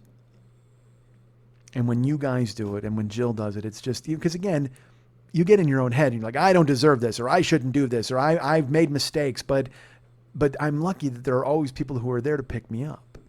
And you guys pick me up. And then the next step was Jill picked me up because, I had the cash, but I didn't have the credit. So signing a note was a fucking non-starter. And she said, I will take you. She said, I have friends here who actually work at a dealership, and I will bring them in and we can explain your situation. Because again, that was another thing, is I was not going to sugarcoat anything for anybody. Yeah. There is nothing worse than going in and hoping. All right. If you have bad credit or you have no credit, it's best to just come out and say it, because if you go in to try to buy a car with it, they're going to find it. They're going to run your fucking name and your license and come back with a fucking report that honestly my ex-wife should have used to put up on the walls instead of painting them, because it would have covered more area and space. So there's no choice you can't fake it. You can't go in there and just go, hey dudes, I got decent credit, because they're going to fucking find out. Doing that is the equivalent of sneaking into different seats at a concert. I mean, you can do it for a while, but eventually the people who own those seats are going to show up and you didn't have a good time because the whole time you weren't enjoying the show, you were waiting to get fucking kicked out. So if you go to buy a car and you sit there and lie to them, you're just sitting there with your stomach flipping while they go and run your numbers and come back and go, here's a question. Did you think you were going to buy a car in this country? You know what I mean? Like, I'd hoped so. Oh, I see. Well, we're not going to be able to help you today. And literally, I mean, I wouldn't even get a no. Like if I went to a fucking car dealer, I'm sure they would push a button and it would open up the floor and I would have to fight the Balrog. I mean, honestly, and I'm not a Jedi. I got no chance. So I said to Jill, I go, it's incredible that she would be willing to do that. But at the same time, I told her, I go, look, I don't know what's going to happen, because they still could look at my stuff and go, fucking no. I mean, honestly, I mean, again, you will see my credit was great. And then 18 months ago, there's a clear delineation where everything went to fucking hell. And you can say, hey man, I was in a divorce, and they'll get it, but it doesn't necessarily mean it's going to help you in any way. And Jill said, well, these guys are my friends. I know them. So, we'll go and we'll be honest. We'll tell them your situation. If they can help you, that's great. And if not, I'll sign and we'll figure it out. Which was amazing. So I came home here for just a couple of days because, like I said, my plan was to look for a car here. But then when I went to Pennsylvania, I then came home here for just a few days and then scheduled. I was going to see Jill anyway, like a week and a half later, but I just changed my flight and I went back in 3 days. So we were going to take the weekend to go find a car. But I will tell you this, the plan then was to buy a car out there and then to drive home from Wisconsin. And I've driven cross country more than a few times, so I'm used to it.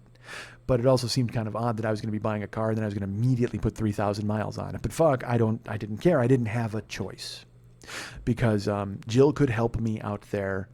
And also, I show up out there, I mess my hair up, I put on a fake mustache. Maybe they don't know I'm me. Who knows? Out here, I walk into any car dealer and they're like, there he is, get him! But back there, fuck, I just put on an orange vest. They're like, hey, how are things in the duck blind? Here's the keys. They don't fucking think about it. By the way, I don't know why one of the guys from Chicago showed up in Wisconsin, but that's fine. How you doing? Here's your car. Go ahead and take this and drive off the lot. It's got some rust, but you'll be okay. All right. That's my Chicago car dealer guy. I like him. Do you like him? I do. I might bring him back occasionally. You I should. You know what? That voice is the oral equivalent of a plaid sport coat. Pretty much. All right, here you go. Do you need the true coat? All right, so I need the true plaid coat. So, by the way, oral equivalent of a plaid sport coat. I think I chili dipped that sentence. I pretty much I chewed it up pretty good. No, it was good. You sure? Yeah. Yeah, well, you can say that because you don't have to edit anymore. I have to listen back to it. Mark this note, and there we go. There was a thing during last week's show where I was talking with Dave. I'll give you a little inside baseball. And with Dave, we just record on those discs, so it's not like I can stop. We just kind of talk downhill. We can stop. Like when he went to go check on fucking Rogue, the dog was going bananas upstairs. So we can stop, but I don't like to. I never like to, and I can't edit. That's my point. Is I can't in the moment. I just have to I like to keep kind of going downhill. Well, at one point last week, I was talking, and Lily knows what I'm talking about. My mouth blew out. I had that thing where I'll talk, and then all of a sudden, just noises come out of me. And so I was saying something. I was like, yeah, and the thing is like that. I mean, for a good 4 seconds. It just sounded like a NASCAR wreck. And there's a beat, and then Dave just goes, okay. And I picked it up from where I was, and then we finished the show, and I go, listen to me. When you listen to these tonight, you tell me the time code on that because I am fucking cutting that out. He goes, I think it was funny. Leave it in. I go, nope, no, it was not funny at all. It's funny to you because you didn't fucking do it. But if you hit some sour note on the guitar, you'd be like, take that out immediately. My voice is my guitar, so I need to fucking go ahead and tune it as best I can. And I can't let anybody know that I can't play it. So I ganked it out of there last week. It was fucking a thing. And I never even finished that fucking story. All right, I'll do this. I'm deviating, and then I'll be back. But we were talking about where were we on my car? You were gonna buy a car and drive it back. I was, so keep that thought. Okay. Write it on your invisible legal pad. So David had homework last week, and I told him, I was like, dude, you got to learn a song. There's 6 songs. You got to pick one. He didn't tell me which one he was picking. So he sent me the artwork for the show. He sent me the files for the show via email because by the time he sent them to me, I was on the road. I was driving back home to California. And he sent me a note, and all it said in the email was, dude, next time you ask me to learn a song that I've never heard before in my life in 2 days, don't ask me to learn a song that I've never heard before in my life in 2 days. It's going to be down to the wire, but I'll get it to you before the show. And I'm like, cool. I didn't want to know anything about it. And Wednesday, Jill and I were in a hotel in Needles, California. We had made it to Needles. And I had to edit the show and put the whole show together in the hotel room. So we got there, we checked in, we went out to the pool because it was fucking 95 degrees at 9 o'clock at night. It was amazing. I'll talk a little bit more about that eventually. But I had to edit the show. Jill went to sleep. But before she did, I opened my email, and there was a note from Dave. And it just said music. And he wrote, I hope this works. I didn't have time to do the stuff I normally do. I just mixed it and sent it, and that's it. He's just like, you can just hear him just go, ugh, literally. So I look at Jill, I go, you want to hear something? And she goes, what is it? And I go, oh, hang tight. And I hit play. And Dave's version of Cold Blood played on my laptop in a hotel room in Needles, California. And I just laughed. I just fucking laughed. Because the guy can do anything. Anything. A song literally he had never heard before in his life. And he took it and stayed true to it, but also made it his own. In a fucking 2-day period in his basement, while at the same time giving me the painting for last week's show and also converting the zip disks into audio files for me. Like, he did it in 2 days, in fucking 2 days. So Jill's just on the fucking bed and she's looking at me and she's smiling. She goes, that's really good. And I go, yeah, it is. It's fucking great. It's so great. And I couldn't wait to put it in the fucking show. I loved it so much. I'm like, God damn it. Because it's just... And so now I can't stop listening to it. Like his version, and I will actually listen to Kix's version and his version on a loop. Like I made a little playlist of just the two of them, and they just back and forth. They play back and forth over and over, and I love them because they're the same but different, and they're just so great. I loved it. I'm just so fucking lucky that guy decides to give me any of his time. I'm lucky anybody does. You guys listening, Lily here, because again, I thought about this today. Lily came to my house. You don't really need to do this anymore. I mean, I love that you do, and I love that you're part of it because you are part of the show. You are essentially the audience. And so it makes me very happy, and it makes the show better that you're involved. But when you rang me today and you said, I'm at the door, in my head I just laughed and I went, why would you even come over? Like I don't, because I asked you, I go, you coming over? You go, yeah, what time? And because again, all the equipment's here and I can do this bullshit. And now that I can edit it and kind of do it myself, you're superfluous to the technical part of the process, but you're integral to the performance part of the process. Well, you and I'm realize- glad you've chosen to be involved. I'm very delighted to go from producer to executive producer.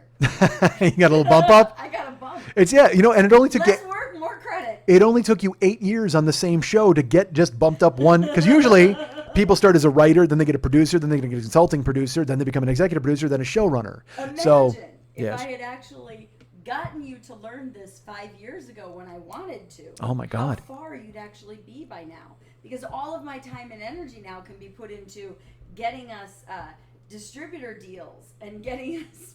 kill myself. Well, I would love it if you would go. I've often said that to you. You should be that person. You should be my hammer. You should be the person on the phone trying to make it happen. Would you like me to get you some sponsors? I hear Uber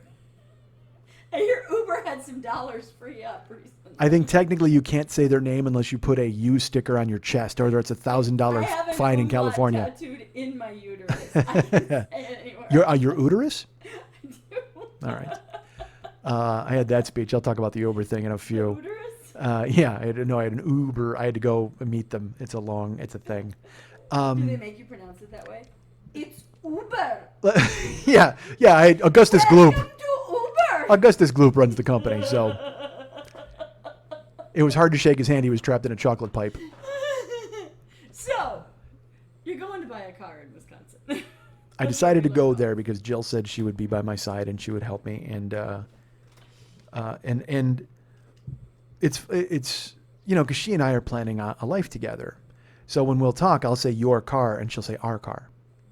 It always happens. Like because I'm so desperately wanting her to know how thankful I am for her help, and I want her to know that I'm not taking it for granted. And she'll, you don't have to do that. I love you. You love me. It's fine.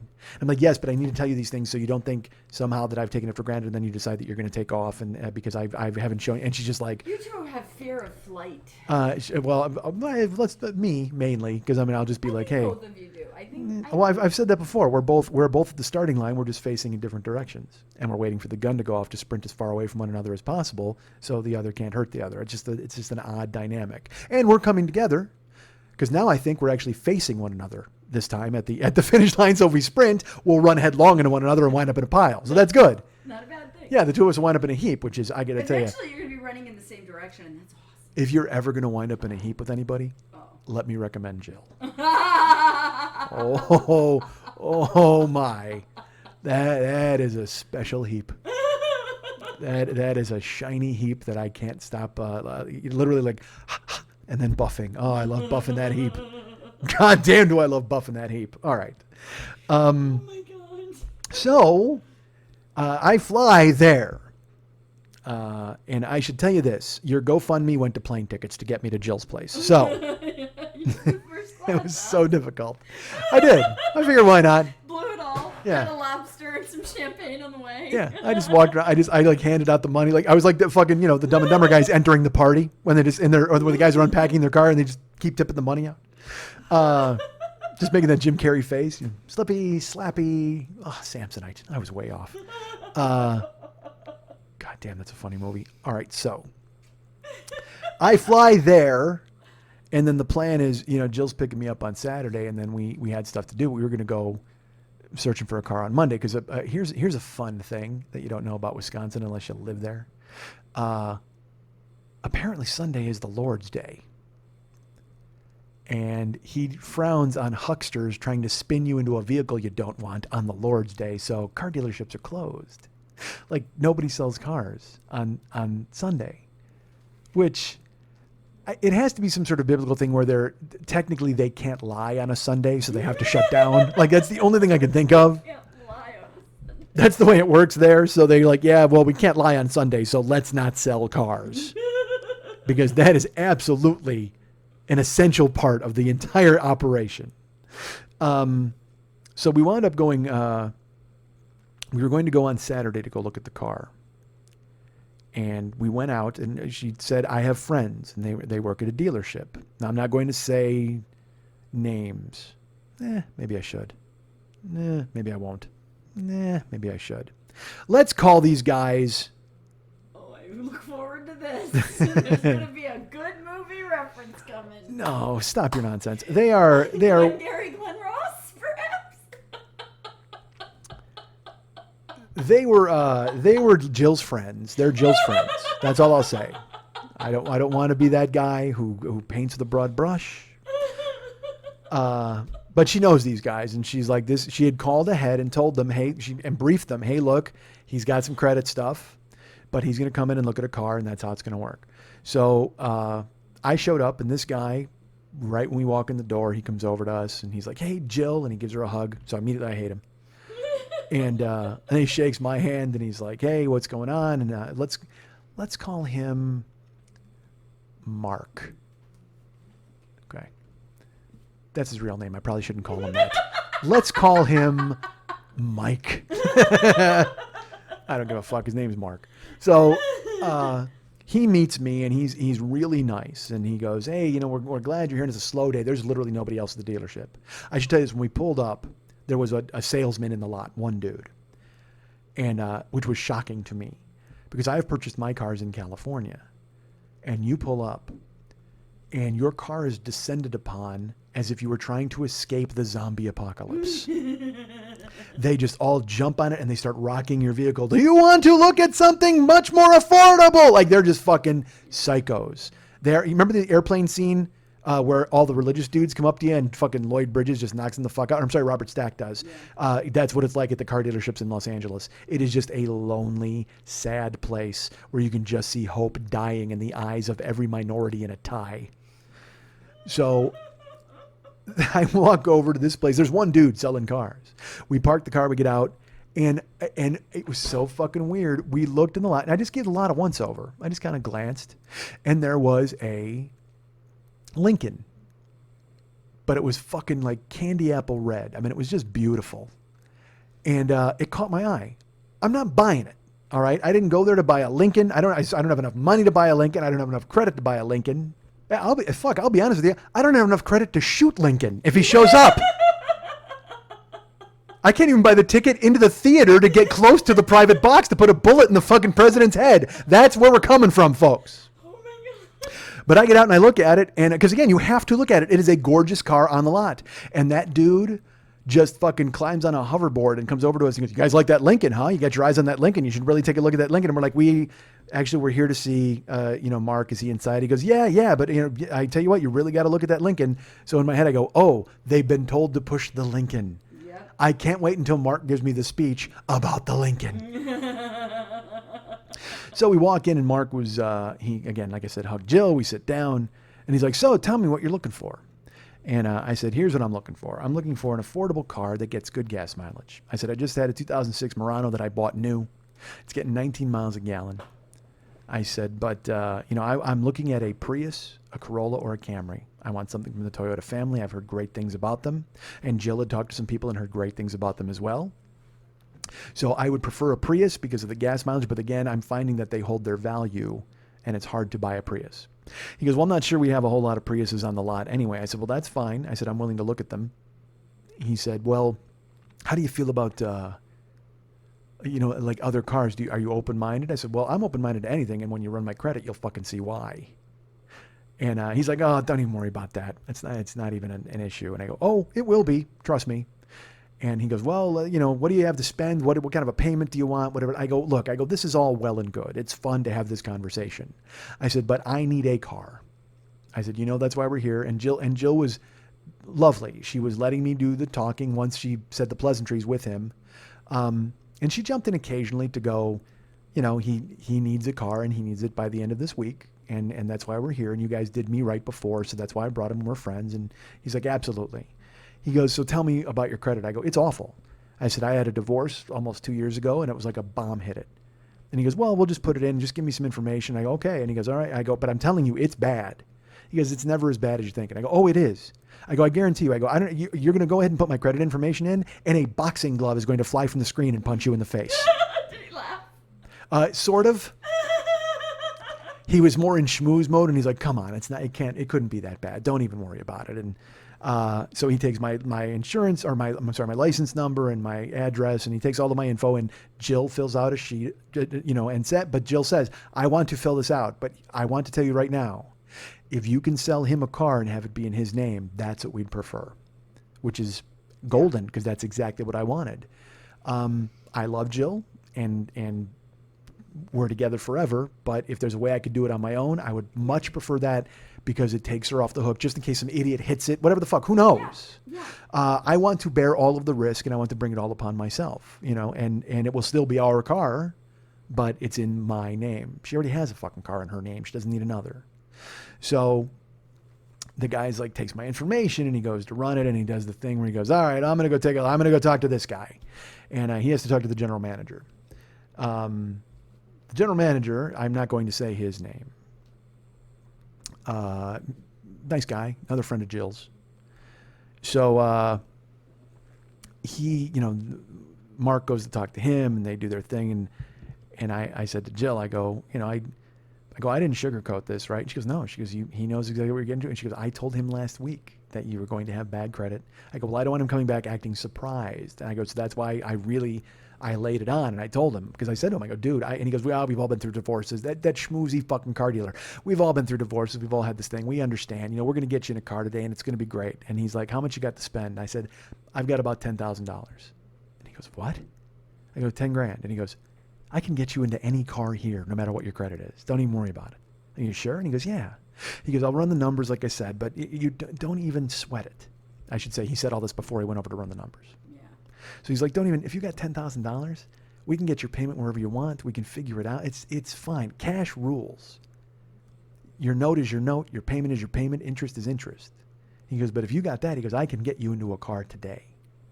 I said, great, because that's exactly what I want. Comes back, and he goes, I don't know what you were talking about. I go, what do you mean? He goes, you're fine. He goes, this is your credit score. He gives it to me. And it's higher than I thought it was going to be. Like, I was kind of shocked. Because I know what it was when she left. And I've only lost, I'm not going to get into fucking numbers, because you guys don't need to know it. But let's put it this way. Instead of a boxing glove flying out of the screen and punching him in the face, just a picture of Nelson Muntz popped up and went, ha ha! That's so it's not as terrible as I thought it would be. It's still bad. Yeah. And compared to where it was, it's fucking terrible. But he goes, with this number and the money you're putting down, he goes, I can put you in any car we have. He goes, you've bought and financed 5 different cars and paid them off. I said, yeah. He goes, that's all that matters to us. I go, well, I have like 10 credit cards that I am delinquent on. Like, I've ceased paying them, and they keep sending me very pretty stationery telling me they want their money.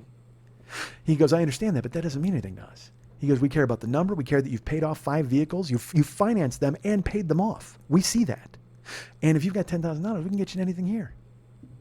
And for the first time, I fucking breathed easy, because the whole process blows. Buying a car is terrible, as you know. But just being able to reach over and hold Jill's hand through it, I knew I'd be okay, but I also fucking didn't want to deal with it. And I had a time crunch. There was no luxury involved. I needed a fucking car.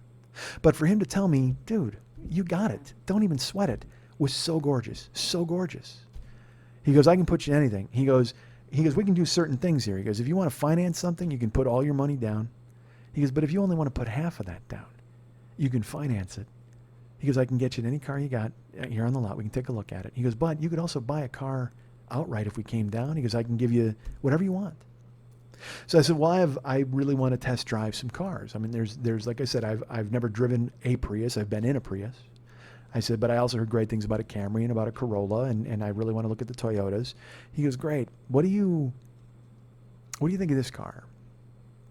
And he gestures over his shoulder, and there's a Chevy Cruze over his shoulder. And I went, eh. And he goes, you don't like it? And I go, well, honestly, I just rented one, and I drove it, and it's small. And he goes, well, yeah, it can be a little small. He goes, but, I can get you into this car, like, pretty quick and at a good number. I said, I understand. I go, and we go look at it. It's a 2014 Chevy Cruze. Wow. It was beautiful. It was dark metallic forest green. And that is a color I've wanted on a car forever. Like green's my favorite color. But every time somebody makes a green car, they're like, hey, it's Jolly Rancher Green Apple Green. I'm like, fuck, yeah, I don't want to drive a robot skull. You know what I mean? I just want a fucking car that's green and dark and muted. Because I can't even find green clothing this color. All the green is like olive green or kind of like drab green. I want this rich green. It was really neat looking. And it was black inside with leather trim. It was super cool. He goes, come on, just sit in it. So I sat in it. And I had just rented a Cruise, and I used it to deliver food. After my accident, I rented a Cruise for 3 days before I flew home to Jill to go buy the car. So I had the Cruise. I had experience driving it. I loved it. I loved the display on it. It was really beautiful inside, but it was a Chevy, which I didn't want. I wanted a Toyota.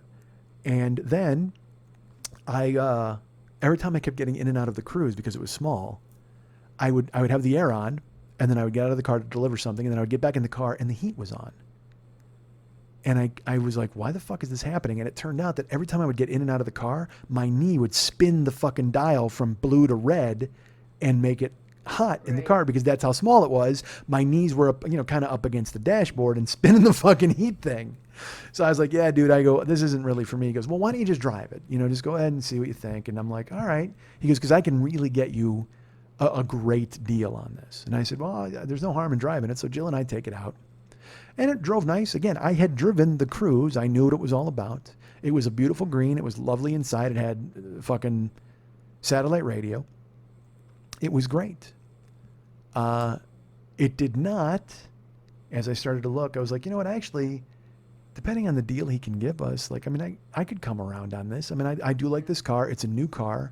It only had like 3,000 miles on it. It was a 2014. Wow. And he's like, yeah, I can get you into this for a good price. And because he was a dealer, what they do is they go to the auctions and they buy these they buy rental cars and shit like that. So I'm sure this was a rental car. So when I drove it, I didn't mind it. I actually kind of liked it, but it wasn't what I wanted, but I was willing to entertain it. And so I said it to Jill. She goes, well, it's nice. It runs nice. And I said, but you know what? It doesn't have cruise control. And she goes, oh my God, it doesn't. Now, all of you are getting your hackles up. And all of you are like, wait, hold on. You need cruise control? Yes. Yeah. I need cruise control. When I went into this, the only thing I needed was I wanted gas mileage, as I mentioned. But there were two things that I absolutely had to have in the car. And I said this to Mark, too, when I pulled back up with the Cruise. I said, listen, I like this car a lot. I think it's really good. And he goes, well, we can get you a really good price. And then he tells Jill that he could give it to me for $13,000. And if I put the 10 down, I could finance the 3, or if I put 8 down, whatever. He's like, and he didn't tell me that. He told Jill that. And I'm like, fuck, that's a lot of car I could walk away with for that price. But again, you're going to make fun of me probably, but the only two things I absolutely had to have in the car were satellite radio and cruise control. Satellite radio because I live in the fucking vehicle. Yeah. I'm in it all day long, 12 hours. Now, I could plug my iPod in, but it's kind of not the same. I like having 150 channels to flip around and hear sports talk. It's just a preference, but it's also a necessity. I live in the fucking car. It's your connection to live. I have to have it. I can't listen to local radio. I have to listen to nationwide. It's just a thing. And also, it keeps my brain working, and I'm listening to stuff that's going on. I can listen to there's all sorts of different, it's just life. I know it sounds ridiculous to some of you, but when you've had satellite radio, especially as I've had it for 10 years, and then you don't have it anymore, because I've rented cars that didn't have it, and I'm listening to every car commercial and 7-minute blocks of commercials, and you want to drive your car into a viaduct. It's insane. I'd rather take the fucking bus and listen to my iPod. Honestly, to not have satellite radio, it was a deal breaker for me. That was the two things I needed. I needed satellite radio and I needed cruise control. Now you're like, oh, wow, cruise control. And I'll tell you this, you know who else busted my balls over at Mex? We were sitting at his kitchen table and I was like, I'm looking for a car. I go, but it has to have cruise control and it has to have satellite radio. And he made a face like, what? And I go, yeah. And he just goes, why? I go, well, because he drives his daughter to school. Yeah. I'm in the car for 12 hours, so I need to listen to satellite radio. And also, if I drive to San Diego or I drive to San Francisco, 400 miles, I have to have cruise control. And also, I was about to drive 3,000 fucking miles in the car. Yep. Just for my own health. I'm an old man. I don't want to get a trick knee because I had to fucking work the gas pedal the entire time I was going across country. So it's just, look, it's a luxury. I won't lie. It's absolutely a luxury, but it was one that I needed and one that I felt I had to have. So I tell him, I go, look, I love this car. I really do. The satellite radio, it's got leather trim. It's green. It's perfect. It's everything, because again, I don't know fuck all about motors. There was enough room in the trunk that was nice, but I will tell you this, the back seat was totally small. So I was also looking for a car I could Uber in. And Jill and I both looked at the Cruise and she goes, you probably can't Uber in this thing. I said, I can, but I'll have to take one person at a time because it was fucking small. I mean, like I said, my knees are up in my fucking chin. So I said, look, I just, this isn't for me. It's not what I mean, I like it and it's a lot of car for the price you're offering. I go, but I have to have cruise control and I have to have satellite radio. He's like, all right. Well, I'll tell you what, we got another Cruise over here and I think it's loaded. He goes, let's take a look at it. So it's a silver Cruise with black leather interior and it's the fanciest Cruise they have. And it's got satellite, it's got the little bug on the roof. He goes, it's got satellite, it's got cruise, you can see in there. He goes, you want to drive this? I go, yeah, I guess so. I'm trying to be respectful because again, he's doing me a favor, but also I have money to throw around so I can make a choice, but still he's trying to get me into a Cruise. We can get you in a Cruise right now. Jill and I became a running joke. I can get you into a Cruise. I can get you into a Cruise right this second. Well, he brings the keys out. We open it up. It's a gorgeous inside of the car, leather interior, and all the lights are pretty. This one's got like 41,000 miles on it. However, for every single one of those 41,000 miles, someone in the car had a cigarette going. Yeah. I opened the car and it just, I was planning on test driving all afternoon, but the second I opened that car and I took a breath, I immediately had to go and get a radiologist to check me out because I wasn't sure if I had a spot on my lung. It was fucking awful. And to humor him, I drove it anyway. And I drove it with Jill and I go, I'm not buying this car. I mean, it smells like the Marlboro man farted in it. I don't want anything to do with it. And she's like, well, I get it. It's terrible. It's like, I can't even sit in it any longer. I go, me neither. So we drove around the block and we came back and I go, dude, no. I go, someone smoked in it. I can't have it. He's like, all right. He goes, well, you know what?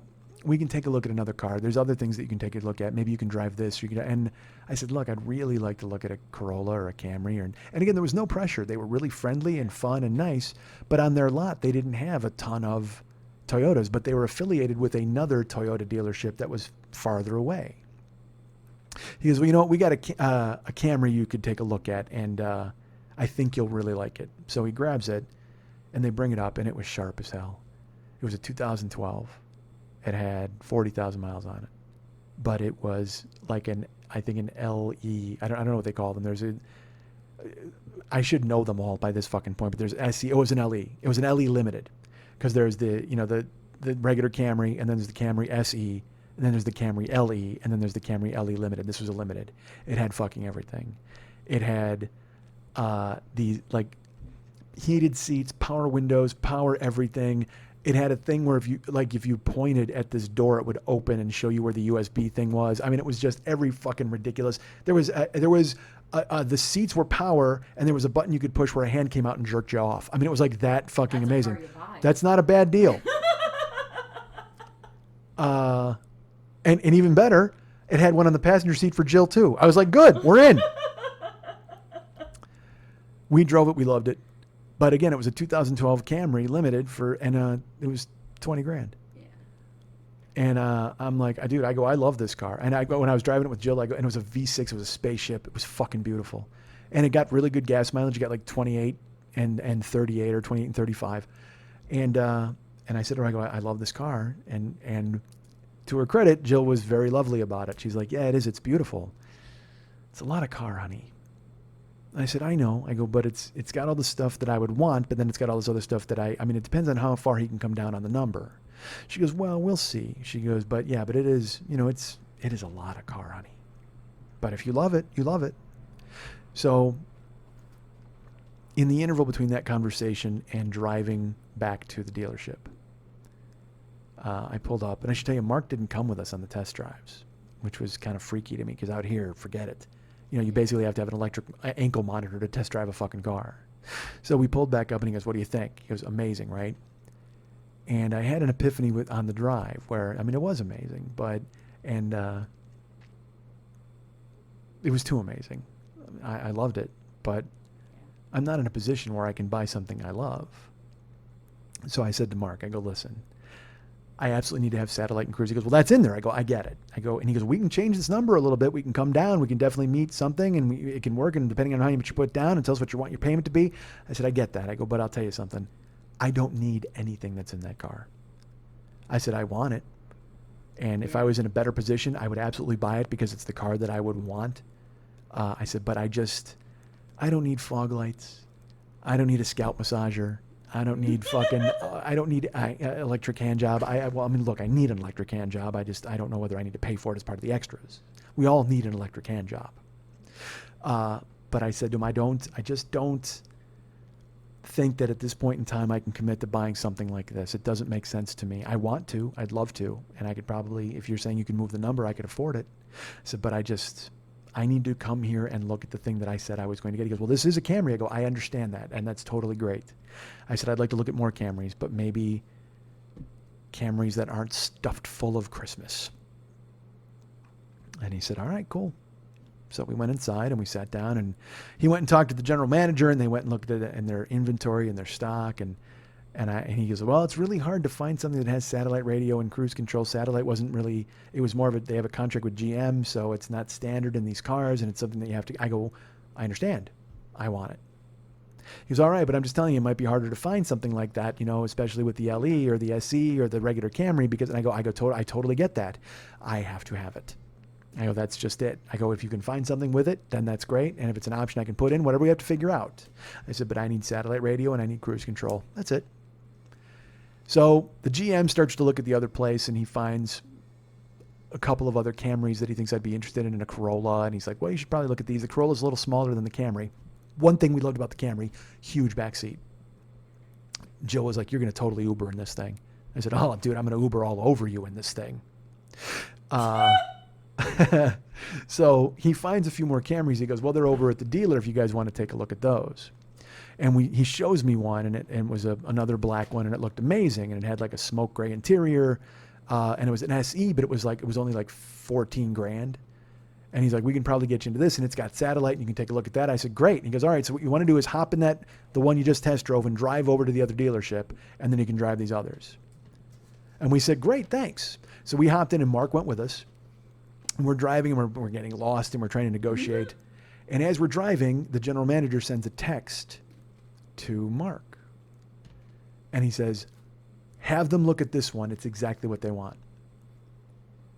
And he holds it up. He goes, oh, it's red. It's this lot number. We'll have to take a look at it. And I said, is it a Camry? He goes, yeah. And I go, well, if it has satellite and cruise, I totally want to look at it. He goes, definitely. And I go, well, what happened to the other one he wanted me to look at? He goes, well, maybe he looked and he can do something with this one that he can't do with that one on the number or something. They were Jill's friends, and they were being really nice, and there was no pressure, and it was pretty casual. But they were still car salesmen. Yep. So they showed me a picture of one and said, hey, you should go look at this one. And as I was in the car on the way to go look at it, they texted a photo of a different one and said, oh, you need to look at this one instead. So I went, oh, okay. I got no problem with it again, because I'm just looking for a Camry. And if it's a nice Camry that you can sell me at a good number, because I'm not a beggar, but I'm also not a chooser. The $10,000 I have precludes me from being a beggar, but needing a car in 4 days absolutely excludes me from being a chooser. So we get there, and he goes and gets the keys. He finds the red one, and I think it was red with a black interior or red with a gray interior, and it was beautiful. Again, it's a Camry, so it's beautiful and it's red.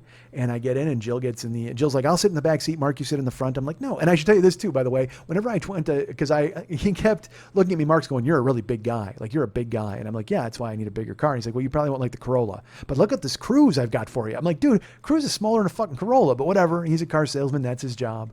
But every time I'd get in the Cruise, he would slide the seat all the way back, the power seat. And then I'd get in and I'd fucking move it up. Because, dude, I'm a big dude, but I'm not Andre the fucking Giant. You know what I mean? It's like, I know you're thinking you're creating the illusion of space in the Cruise, but you're really not. You're just kind of pissing me off. But again, he was just kind of hands-on, and he was fun and good for him, and that's his job. So we get there, and he brings me over to the red Camry, and Jill's like, I'll sit in the back. I'm like, oh, you don't have to sit in the back. I don't want to be up front with Mark telling me, this is a visor. You can pull it down to keep the sun out of your eyes. That's extra. So I get in this Camry, and I start it, and I hit the brakes, and I put it in drive because it was backed in. And when I hit the brakes, they go, and I went, everybody hear that? And Jill goes, I heard it. And Mark goes, oh, don't worry about it. And I go, Mark, these brakes are fucked. I go, trust me, as a guy who's just had his brakes fucked, these brakes are fucked. Yeah. And he goes, no, don't worry about it. Here, just drive. So I pulled out, and as I eased my foot off the brake, you could hear it go, like it just, and the car shuddered. It shuddered. It was like, and I go, Mark, come on. I go, you can feel that, right? He goes, no. He goes, you know what? That happens. He goes, this car's been on the lot for a while. It's called brake dust. Holy shit. Are you kidding me? Brake dust. Look, I'm stupid. I got terrible fucking credit, and you're doing your friend a favor by even talking to me at this point. But you bring up brake dust? Are you fucking joking? Wait, let me get this straight. Did Tinkerbell fly by and throw a little brake dust on the car to keep it up and ready to run whenever anybody came over that you tricked into driving it was available? Come on, what the fuck? I'm not one of the Lost Boys. I'm not going to be fucking confused by this. But sure enough, he's like, it's brake dust. It's when it sits on the lot, it collects. And I'm like, all right. So to humor him, I drove it, but every time I'd hit the brakes, it would go, gung, gung, gung, gung, gung, gung, gung, gung, gung, gung. And I'd go, you feel that, right? You feel the surging, and and he goes, it's no problem. He goes, obviously that would be all taken care of before you took it off the lot. I go, but the very fact that it's happening inspires no confidence, Mark. Yeah. I mean, obviously the brakes are shot, and you're telling me that this is the car I want to look at. This is the one he texted you because he went, oh yeah, those brakes are fucked. And he's like, no, it's nothing like that. We knew you'd want a Camry, and it's really good. It's got satellite. It's got cruise. It's got what you wanted. And I go, dude, and I should tell you this. Every time they would show me something, there would be something missing. Even on that tricked out loaded Camry that I liked, it said it had a backup camera. And I backed up. I go, dude, there's no backup camera. He goes, oh, well, sometimes it's in the rearview mirror. I go, well, I'm not James Bond. It's not in the rearview fucking mirror. There was no backup camera. This red Camry, he's like, it's got satellite and cruise. And we turned it on. There was no satellite radio. I go, there's no satellite in this. And he goes, well, no, you got to order it. I go, no, it's not even set up for it, Mark. Push the buttons. They just kept trying to trick me into buying the thing they wanted me to buy. And it was a drag. Because again, there was no pressure, and they were super cool, and they didn't laugh me out of the fucking building with my credit. But still, they were car salesmen.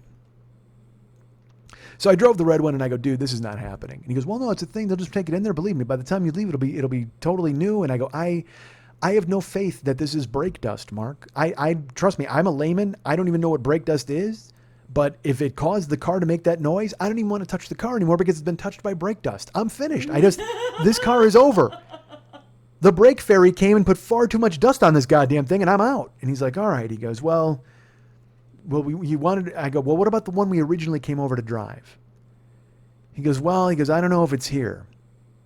I go, well, but we were sent over to drive that one. He goes, well, hold on, let me text. So he texts the guy, and Chuck. I almost said his name. All right, so he texts Chuck. Why not? Who fucking cares? So he texts Chuck, and he goes, and Chuck's like, we found it. It's here. It's back at the other place where I was.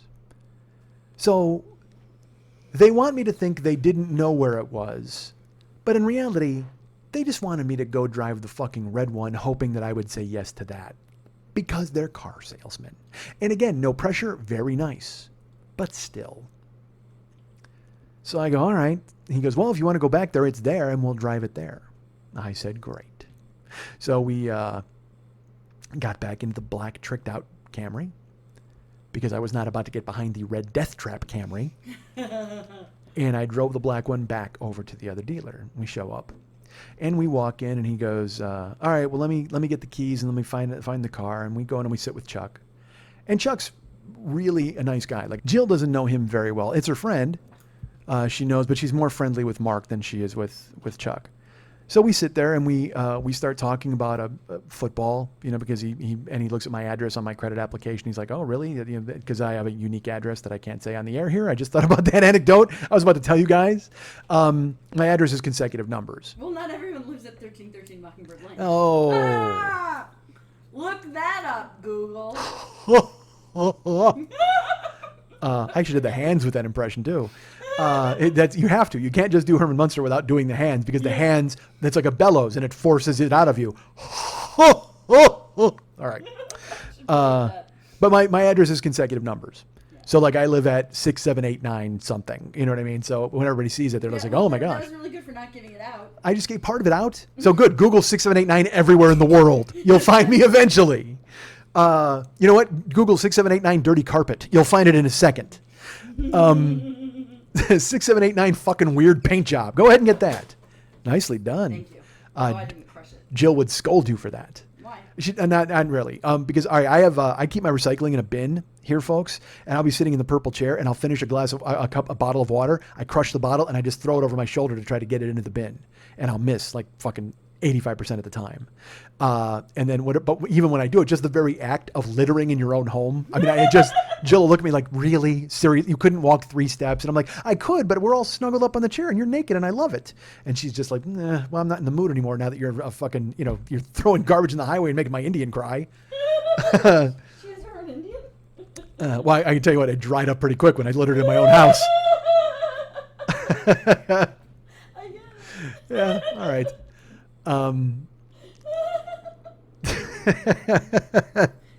It made no sense. It literally made no sense, but it makes me laugh. So we're there and he's marveling at my address and we're talking football because again, I don't know if you know this, I'm a Chicago Bears fan and everybody out there thinks that means I'm stupid. And they all love the Packers and they tease Jill and they're like, how can you be with this guy? And and I'm like, well, if you saw us curled up in a chair together and when I make her Indian cry, you'd know exactly why. When I'm buffing her heap and making her Indian cry, I can tell you this. She's never had it so good, God damn it. So we're talking and having fun, and Mark is still not back with the car.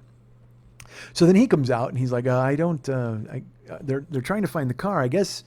And he's talking to Chuck, and then a guy comes in and he goes, hey, I got that car. And they said, where is it? He goes, well, I'm portering it, which means they're cleaning it out and washing it and getting it ready. And I'm like, well, why are they portering it? I'm not buying it yet. I haven't even looked at it. And Chuck goes, you know what? You're going to love this car. It's got everything you need. It's got that. It's an SE limited, so it's a little better, and we can work on the number. He said, and as a matter of fact, if you want to take it for the weekend, you can do that. Because this is Saturday night. They're closing in like 20 minutes, 15 minutes. So we're not going to get a deal done anyway. But we've been there for 5 hours looking at cars.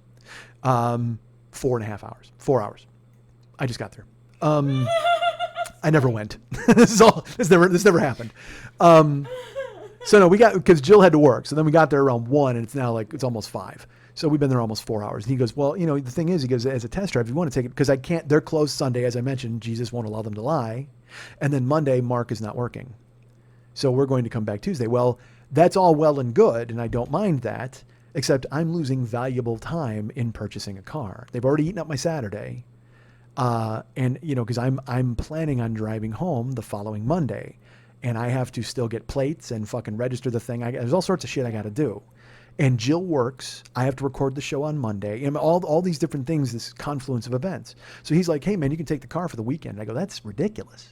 He's like, no. And I look at Jill and she goes, it's Wisconsin, honey. I go, in California, they don't let you sit in the car without a dude. Like, there's got to be a guy there, and then you have to fucking handcuff yourself to a briefcase like Elwood Blues that has the key in it. I mean, it's just fucking insane. I said, well, I mean, cool. If you want to do that, he goes, great. He goes, they're portering it and they'll get it all taken care of. So that guy bails. And then we're all shooting the shit. It's me and Mark and Chuck and Jill, and we're talking and laughing. And there was a dude there it was one other customer, and he's looking for a car. And the other salesman comes in and he goes, this guy, I don't think he really wants to buy a car. And they're like, is that old Larry? And he goes, yeah. And he goes, yeah, he's here all the time. He's always looking at cars. He goes, we finally got his loan approved, but now he won't pick a car. So he comes here every day and tries to pick one out, and he gives the salesman a hard time. And the guy goes, I think he's been drinking. And they go, oh, we know he's been drinking, clearly. And I said, dude, I go, and Jill looks at me and goes, it's Wisconsin, honey, like again. And I go, yeah, I got to be honest with you. If you're picking out a car from the size of the cup holder, maybe you don't want to sell that dude a car just yet. They laughed. They did, actually. That was a good laugh. And Mark even goes, I have to remember that one, I think. And I'm like, it's yours, take it. For $1,000 off a cruise. Anyway. So then we're sitting there, and like 20 minutes goes by, and they're almost closed. And then Mark goes, let me go check. And he goes and he disappears. And it's just us and Chuck, and we're talking and joking. And then Chuck goes, what the hell's going on? I'll be back. And he disappears. They're gone. So I look at Jill and I go, are they really going to let me take the car for the weekend? She goes, I guess they are, honey.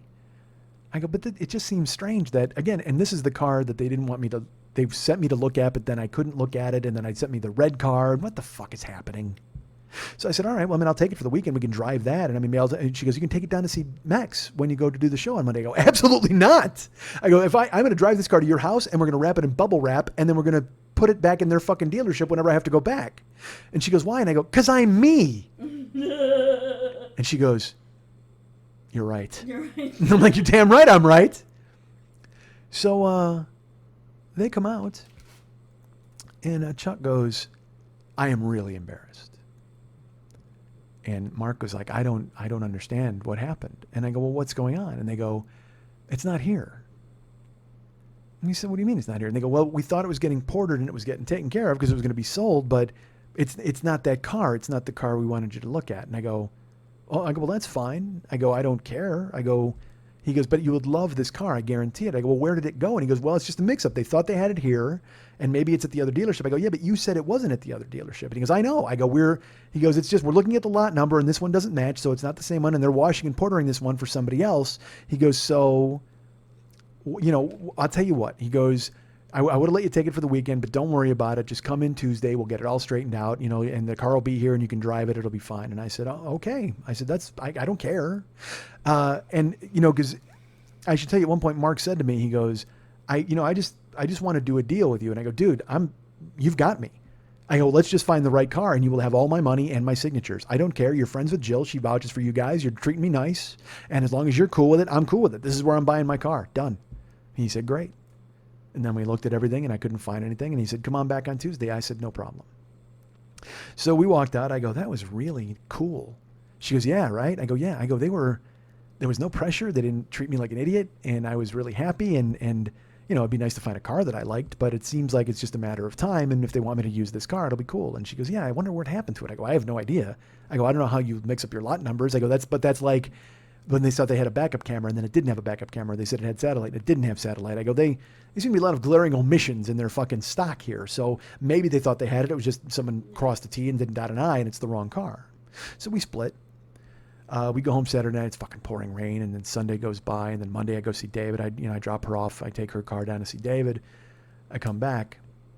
I pick her up, and she's like, "Hey," she goes, "I got a phone call from Mark." I said, "Oh, okay." I said, "What's up?" She said, "Well, apparently, the owner of the dealership gave that car to someone they know to use for the weekend, and that's why it wasn't there." And he was saying he wasn't sure if it would be back on Tuesday morning or not. I said, well, that's ridiculous. I go, if they said they had it at the dealership, because I know. She goes, something's weird here. And I go, well, I don't get it. I go, they're your friends. And she goes, I know they're my friends, but he seemed like he was trepidatious to talk about it. And he said he was really embarrassed. He said, but we could come in tomorrow and the car should be back in the morning or in the afternoon. He wasn't sure when it was getting back, but the owner of the dealership loaned the car to a friend. What happens? Does it? Yeah. It really happens? Yeah, I had a friend that owned a car dealership, and often they would do that. They would take one out of and, loan it to a friend to go away for the weekend instead of getting a rental. You're not supposed to, but you've got the title on all the cars. You've got them insured. If you want to give them to a friend, you can. Well, two things occurred to me when she said it to me like that. One of them was, that was what they wanted me to do. Remember, they were going to give me the car for the weekend. So essentially it was the same exact transaction. It's just, it happened to be a friend of the owner who got the car instead of me. Yeah. But then two, maybe they want me to look at this car because it's the fucking beat up shitty mule car that the owner loans to her friends every weekend and lets them drive all over goddamn town. Well, why would that be the one car they had to have me see? That's what I couldn't understand. It's like, oh, you're going to love this one. This is the car. This is the car. I said, okay. So I said to Jill, I go, well, what do you think? She goes, I don't know. She goes, we'll go in tomorrow and take a look. And she goes, but I do know that this is now, we're getting into the third, he wasn't there today, but he called me. And so we're going tomorrow. Those will be 3 days. We're looking. I said, yeah, I kind of hoped it would be done by now. So we wake up Tuesday. She has to work. So she goes into work on Tuesday and she comes home from work and she goes, I got a call from Mark. I said, what's up? She goes, well, the car's not there yet. I said, well, when was the person supposed to bring it back? She goes, well, they were supposed to bring it back. And he said they just had it for the weekend. And he said, we can come by it should be there by the time we get there. And he's very embarrassed because Chuck didn't tell him that it wasn't going to be back and he wasn't sure where it was going to be, but it was going to be there and we should come in, and he's really sorry and apologetic. And I said, well, how does it seem to you? She goes, it seems like something's up. I said, all right. I go, again, I don't mean to be that guy, but you know them. I don't. What's the story? She goes, I don't know. She goes, Saturday, everything was great and you were going to get a car and be out of there that day.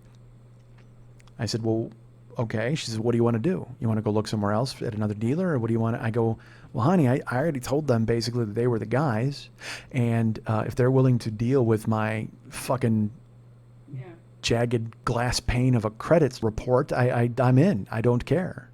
As long as they've got the car that I want. I go, I won't settle. I go, especially because I have money, thanks to you guys. You afforded me the clout to be able to not just take a cruise or take whatever the fuck, I could make it work. And she said, okay. She said, well, let's go get some lunch and then we'll head over there. We go out, we kill some time. We finally go over unannounced. He said he would call when the car was ready. He doesn't call. And eventually Jill and I are just like, well, we need to go check it out and see what's happening. We pull up outside and we can see inside the dealership. Mark has a desk directly in the center of the showroom. Okay. Chuck's desk is off to the side, but we pull up and we see, I'm driving and Jill's in the passenger seat. And I see Mark when we pull up, he gets up from his desk. So I think that's pretty cool. He's going to come meet us outside. So I get out of the car and I lock it. And we go into the dealership and we're standing there. And Mark's gone. And Chuck is over there and he's at his desk and he just kind of gives us a cursory wave and he doesn't say anything. He picks up the phone. So we're standing there, and Saturday when we showed up, we were met at the door and ushered over to the desk, and they sat us down and you wanted something to drink, and they ran my credit check and they did all this, and we can get you in any vehicle you want. Jill and I are now standing in a foyer in the showroom. Nobody's talking to us. Mark has disappeared. And about 5 minutes goes by, which is an eternity when you're just standing somewhere and nobody in a retail outlet says a word to you. And I look at Jill and I go, what's going on? She goes, this is weird. I go, yeah. She goes, I saw Mark walk away. I said, well, I saw him get up when we pulled up. I thought he was meeting us. She goes, no, he got up and left. He saw us and he left. He's out there having a cigarette. So I see him. He's out there smoking. He walks back in and we're still standing there. And he goes, hey guys, how are you? And we're like, hi. And he goes, yeah, I just got to tell you, the car's not here yet. So I don't know what to tell you. But we'll get something and we'll figure something out. And he walks away from us. And he goes outside and he meets customers outside. He doesn't tell us to sit down. He doesn't, it is a fucking 180 from Saturday when he basically hugged me and said, I can get you in any vehicle on this lot. He then comes over and he goes, yeah, this car's not here yet and I don't know what to tell you guys. And he walks outside. Literally says, I don't know what to tell you. And he walks away from us. Chuck doesn't even look at us. And I look at Jill and she's, you know me. I don't do very well in these types of situations. But at the same time, they're Jill's friends. Yeah. And so I don't want to lose my mind just yet. But something is clearly wrong and something has happened. And so I look at Jill to kind of go, what do you have any read on the situation? And when I look at her, she goes, this is fucking terrible. I said, it is, right? And she goes, I don't know why they're ignoring us. I don't know why they're treating us like shit. She goes, Saturday they wanted to sell us a car. Today they're acting like they don't even want us to be here. I go, maybe the car's not back. And he goes, well, he said the car's not back, but why isn't it back?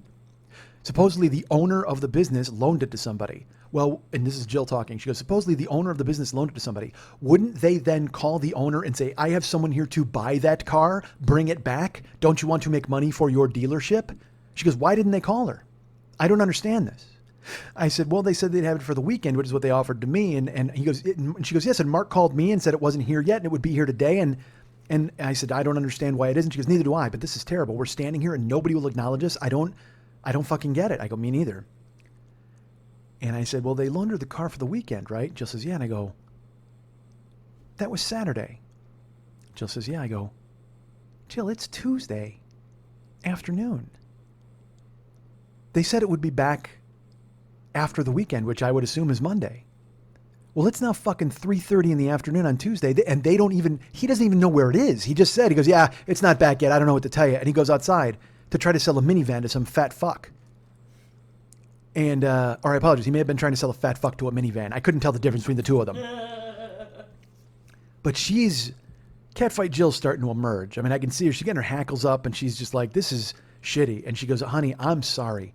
I'm embarrassed that they're treating you like this. I go, they're treating us like this. I go, and you have nothing to apologize for. They're your friends, and you brought me here, and everything seemed to be fine. I don't know what's happened. She goes, yeah, but this is just terrible and embarrassing. And I go, but you have nothing to be embarrassed about. You did nothing wrong. You're trying to help me.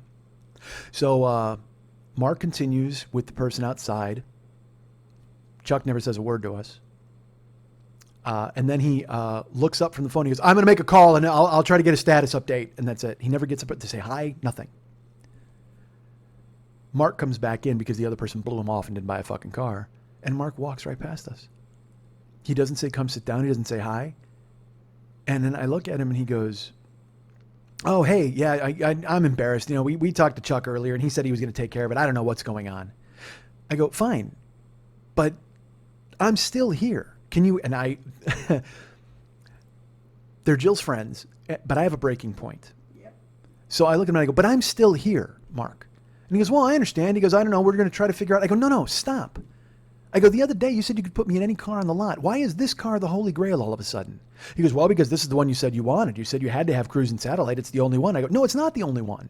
I go, you've got plenty of others. You've got a whole inventory on another fucking dealership lot. I go, you have cars here. You've never even tried to put me in anything else. He goes, well, you told me what you wanted. I go, yes, but you're a salesman. So wouldn't you come to me and say, hey, look, we don't have this one, but we've got another Camry, or we got a Corolla, or we got a Prius, or we got something for me to look at? I don't understand why this car is the Holy Grail.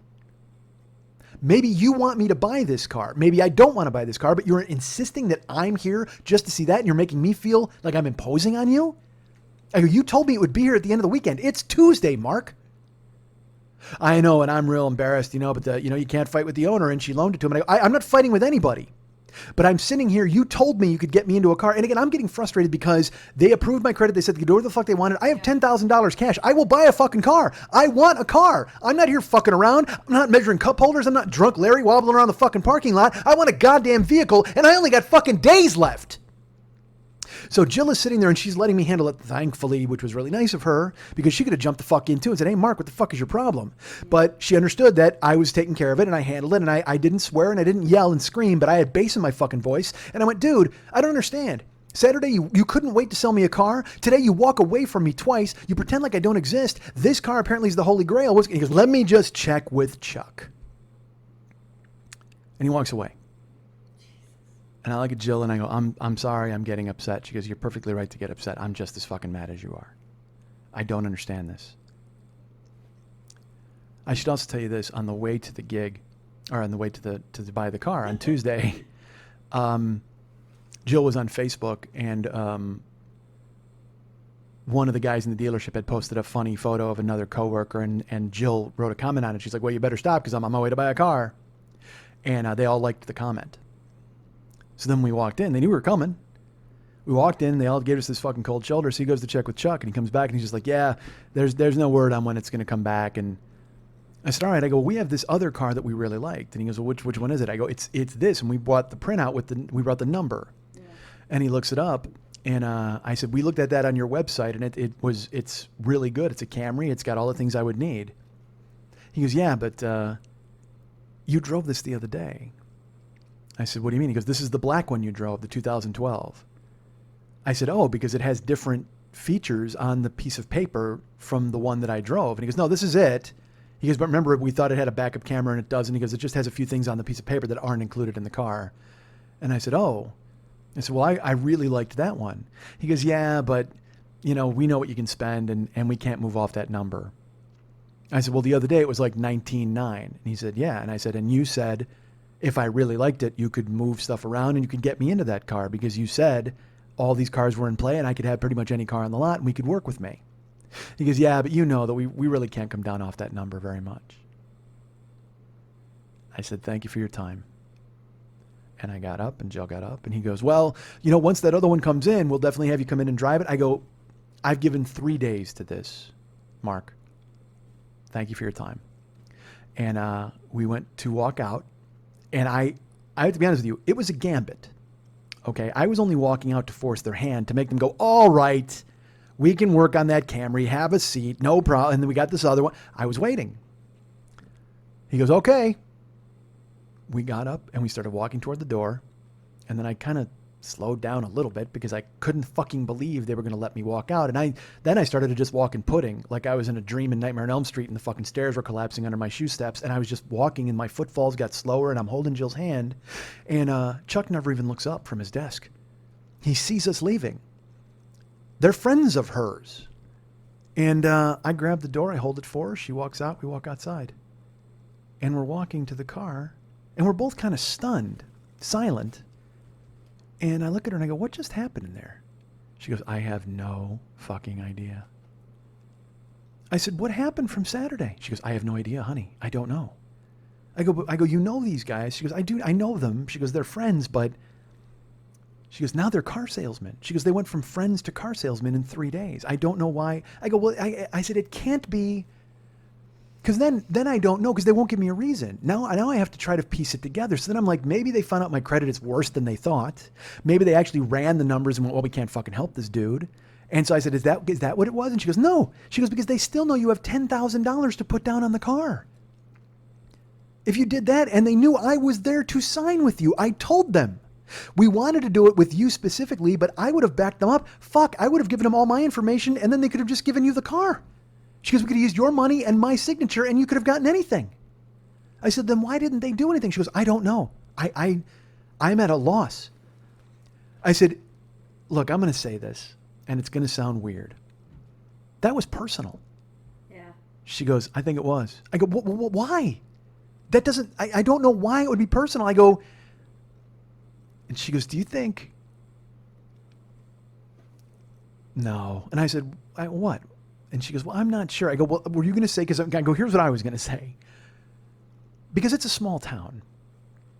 And nobody there knows me. And I told you, there are people there who, I mean, one time she put a picture of me up on Facebook and these guys are like douchebag and they all wrote shitty things and she had to unfriend them and take the photo down. Take all their comments down. Like there are people who've chosen sides and there's this clear delineation and I'm an outsider and they don't know who I am. And so I asked her, I go, do you think somebody told them not to sell me a car? Because I'm with you, I'm your boyfriend or I'm new or I don't. New kid in school. Exactly. And she goes, yeah, I that's really the only explanation. I said, well, my credit also, they could have, she goes, well, no. She goes, they could have run your credit, but they knew I was there and they knew you had 10,000. She goes, why wouldn't he come down from that Corolla or from that Camry the other day? She goes, the other day he said, I'll do anything to put you in this car. And now today he goes, we can't come down off that number. I said, honey, I don't know. We wound up driving. We stopped at some fucking restaurant, which by the way, I don't even know the fucking name of it, but this made me laugh. She goes, I hear the macaroni and cheese is really good in this place. So let's go try it. So we pulled in and we ordered just the macaroni and cheese. Swear to God, we got a small. It was $2.50. It was Kraft macaroni and cheese. I know the orange powder taste of Kraft macaroni and cheese. I've eaten it my entire fucking life. And I should tell you this, it was delicious because it was made exactly the way I would want it made. It was like thick and it's not soupy at all, no broth. Yeah. It was, your fork could stand up in it. But I tasted it and I laughed out loud and she goes, this is Kraft. And I go, yes, it is. It's Kraft macaroni and cheese with the orange powder. I guarantee it. A box is 80 cents. They're selling it for $2.50. I go, this is gorgeous. I go, I love these people. This fucking, because again, it made me laugh too. She's like, I hear that the mac and cheese is really good in there. So people were talking about it. I'm like, do these fucking dumb fucks not even know what Kraft macaroni and cheese tastes like? You're from Wisconsin, for fuck's sake. You don't know cheese from fucking powdered cheese? You don't know real cheese from cheese I could throw in your face and pin you in a wrestling ring? Give me a fucking break. But we ate it and we just sat there glum. And we kept going. She goes, I don't even know what happened. She goes, they treated us like they didn't even want us in the building. And I go, I know. I don't know. I literally, both of us are just, it wasn't even about selling cars. I go, because I'll tell you what, Jill, as fucked as my credit is, as fucking huge of a shotgun blast that has gone through my credit report, they would put me in a car. They would find a way to do it because they want the money. They could have said, hey, we'll do an 18% interest rate. And I would have said, yes, I need a fucking car. He knows I need a goddamn car. And if they wanted to sell a car, they could have put me in one. And even if I defaulted on the fucking loan, they would have had $10,000. I go, give me a break. I said, something's up. Something's up.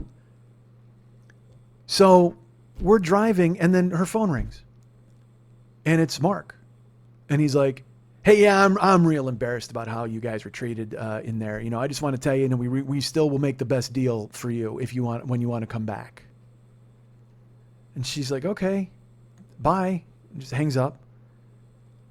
And then she goes on Facebook, and they took the photo down that she liked and wrote her comment on.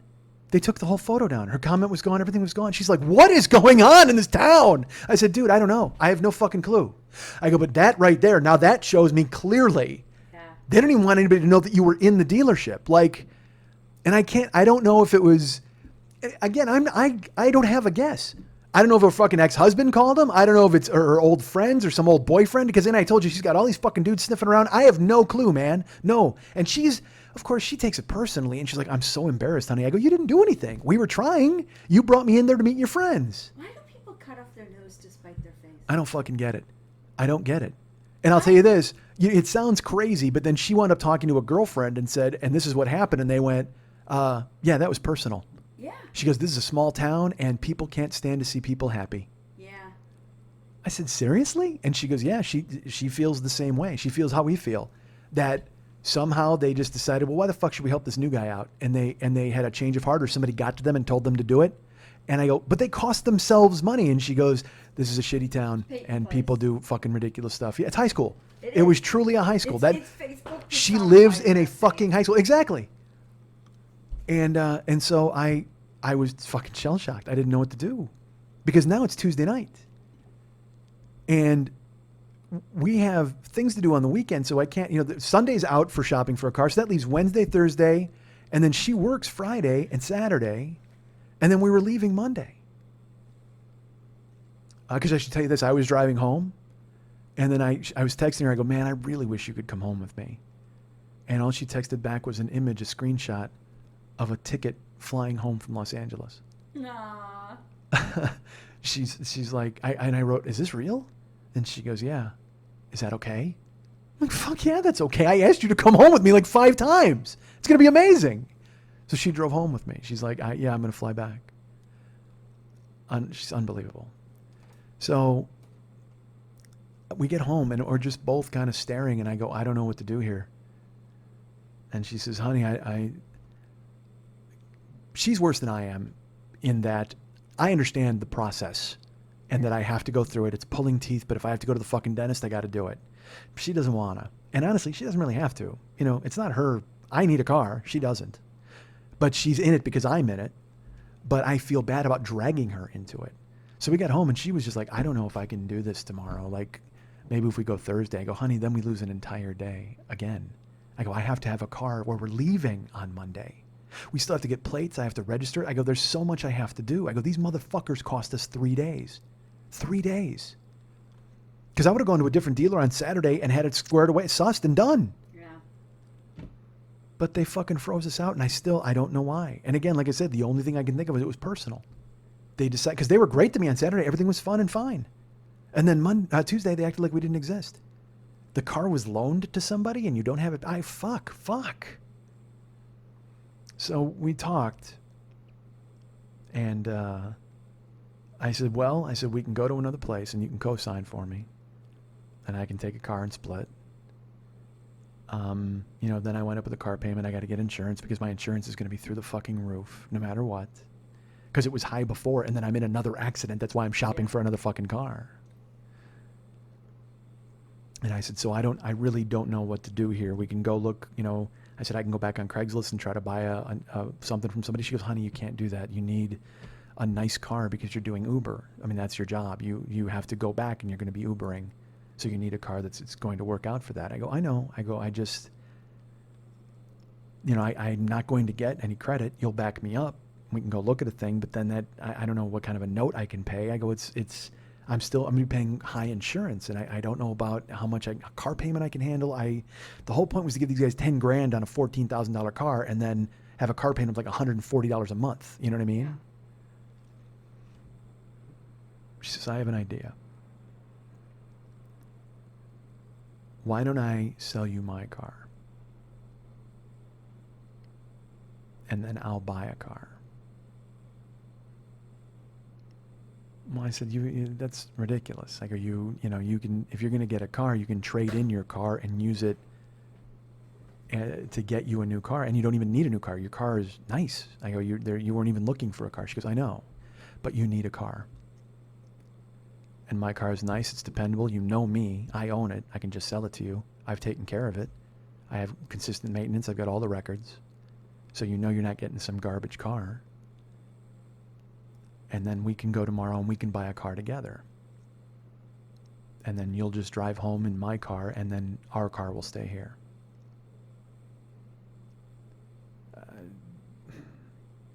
Again, I talk about endless kindness and I don't know how to repay it or what to think of it, but I told her, I said, I can't do that. That puts you in a weird position. She goes, I'm not in a weird position. I love you. You love me? I said, yeah. She goes, then we're fine. Let's buy a car together tomorrow, and then you can take our car to California, and your other car will be here. So we went the next morning to a dealership. We walked on. We looked at two cars we liked. And there was a 2015 Corolla. Like, that was fucking... It was a Corolla S. Black, red interior, leather, satellite cruise. I'm just tricked out. Unbelievable. And then we drove a Camry, 2015 Camry, that has this weird thing where if you get too close to a curb, it drives the car for you. I saw those. They're creepy. It's unbelievable. Like if you're driving and someone's in your blind spot, your mirror will light up to tell you to turn around and look. I mean, it was truly like climbing into a fucking spaceship. I mean, it had everything, like an AT-AT. You know, what was that? What were the walkers in Star Wars? You know what I mean? I was waiting for a guy to, like, some fighter jets to swirl around us and tie our legs together, the tires, and have us fall down. I mean, it was just fucking, it was beautiful. And I drove it, she drove it, it was big, it was roomy, and she loved it. And so we got back, and the salesman guy, he was an older guy, but he wasn't as obtrusive as we thought he would be. Intrusive, I guess. And he let us decide. We walked, and I said, which one do you like? She goes, well, which do you like? I said, well, I love them both. I said, I would choose the Camry because I like the bigger car. I said, but I was shocked at how much room was in the Corolla, and it's gorgeous. And we both loved it, you know, and she goes, I really love the Corolla. And I said, well, then you should get that. She goes, well, yes, but this is our car. What do you think? I said, well, I think the Corolla is like $6,000 less than the Camry, and it's just as much car as far as I'm concerned. It's beautiful. I go, nobody needs blind spot mirrors. Everything else it's got we need and want. She goes, well, I think I want it. Do you want it? I said, absolutely. I loved driving it. She goes, then that's our car. We walked in, and she said, here's what I want. And she told them the terms that she wanted, and they ran her credit report. And when they were done bowing before her, they went, okay, done. She said, I want this particular thing. And the guy's like, well, I'll try to find it. And the finance guy went over to look for it. And she's like, well, I want it. And then he comes back and he's like, I got it. And she's like, yeah, I know you got it. Because, I mean, again, if my analogy from my credit report was that a boxing glove would come out and punch you in the face when you looked it up, when you looked up hers, Muhammad Ali actually leaned out of the computer, shook your hand and signed an autograph, and then he climbed back in. That's because it's unbelievable. Literally, Jill's credit, it's young Ali. Jill's credit is young Ali, and it leans out of the computer and goes, what's my name? What's my name? So, from fucking picking out the cars we wanted to driving off the lot was 3.5 hours. Jeez. Done, paperwork locked down, and then we owned a brand new 2015 Corolla with, like, I think 30 miles on it. Gorgeous car. And she's like, you drive it home. I'm like, I don't want to drive it home. You drive it home. And she's like, no, you drive it home. It's fine. I said, all right. Because I'm like, you know who you're dealing with here, correct? But I drove it home and it was fine. And then we had to register. We had to trade. We had to get her car and make it our car. And so, those of you wondering what car I have, I will put a picture of it up on the Joker's page. We are the proud owners, because you all chimed in and you kicked in money and you helped. You made it possible, quite frankly. We are the proud owners of a 2011 Chrysler 200 Limited. Nice. With satellite radio and cruise and a big back seat for Ubering and leather and more car than I thought I was going to be able to get, particularly for not having a payment. No doubt. Jill stepped up and unbelievably made this offer, and so we essentially, what I paid her for her car went toward, is going toward our car, the Corolla, and The other car. yeah. And then I had to get insurance, which was a ridiculous amount of money, but I had to do it. And then I had to register the car. I tell you all of these things because I said I would be transparent in my doings regarding this car. And I want to say this now, even though I've been told not to. By everyone. And I've been, everyone said, hey, dude, you don't have to do that, but I don't care. I feel that I do, and I'll tell you why. You guys were nice enough to start the GoFundMe page. Jamie started it. You guys funded it. Our friend Rick was the first guy to step up and go, dudes, we should actually kind of really help Mike out, Rick Wellbanks, and all of you who contributed, and even gave a good thought. Anybody who wrote, anybody with a suggestion for a car, anybody who texted, anybody who called Lily, anybody, you're all part of this process. And I wish, honestly, I could have marched into the fucking dealership with all of you so they could have seen Oh, that would have been your so faces. awesome. I should have done that. I would have brought you all to Wisconsin to march you into the dealership. I couldn't. Here's why. I don't know if you heard, my car was totaled, so I couldn't. I wanted to stop and give you all a lift and bring you in there. Unfortunately, my car was ruined. Did you guys hear about that? I don't know if you did. 9 days ago when I started this fucking podcast. I'm throwing this out there for you or some of you or whomever. I was out of work for a month. I should tell you that. This accident occurred on the 19th, and here we are on the 25th, and I just started back to work on Saturday. So I was gone for a month. So that process was spent dealing with insurance companies and car dealers and car dealerships and all sorts of nonsense that I've talked about on this show. So the GoFundMe money was unbelievably helpful and helped me get to where I am now. It helped me to get a car. It helped me stay afloat.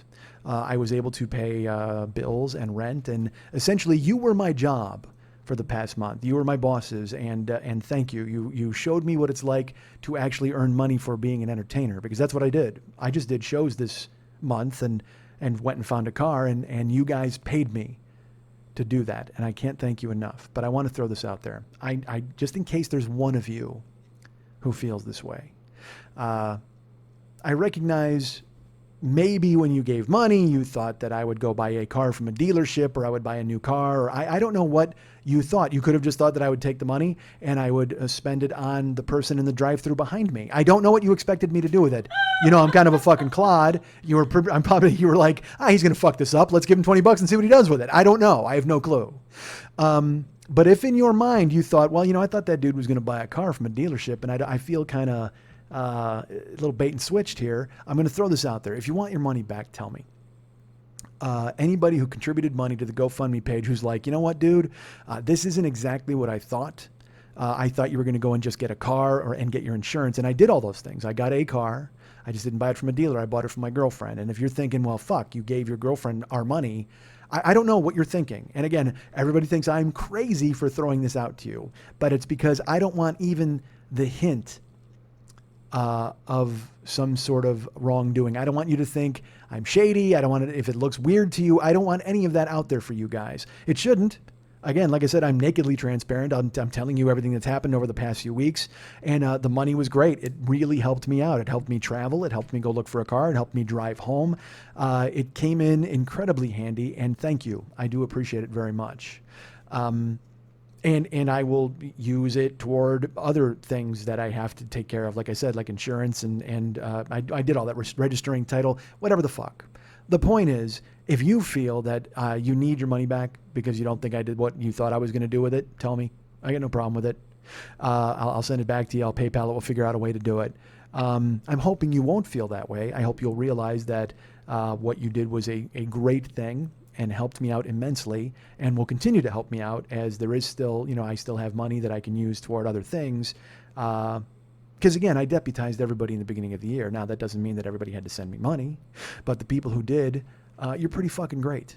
And I want to thank you for it. It helped me out. It kept me afloat. It paid my bills, and it bought my car, and it got me back on the road, and it got me going forward again. And that's all we can ask. All we can ask is to go forward. Stare straight ahead, not look back, not worry about what happened. Now, I'm still looking back because, again, I got to call a lawyer, and I might sue the fuck out of everybody.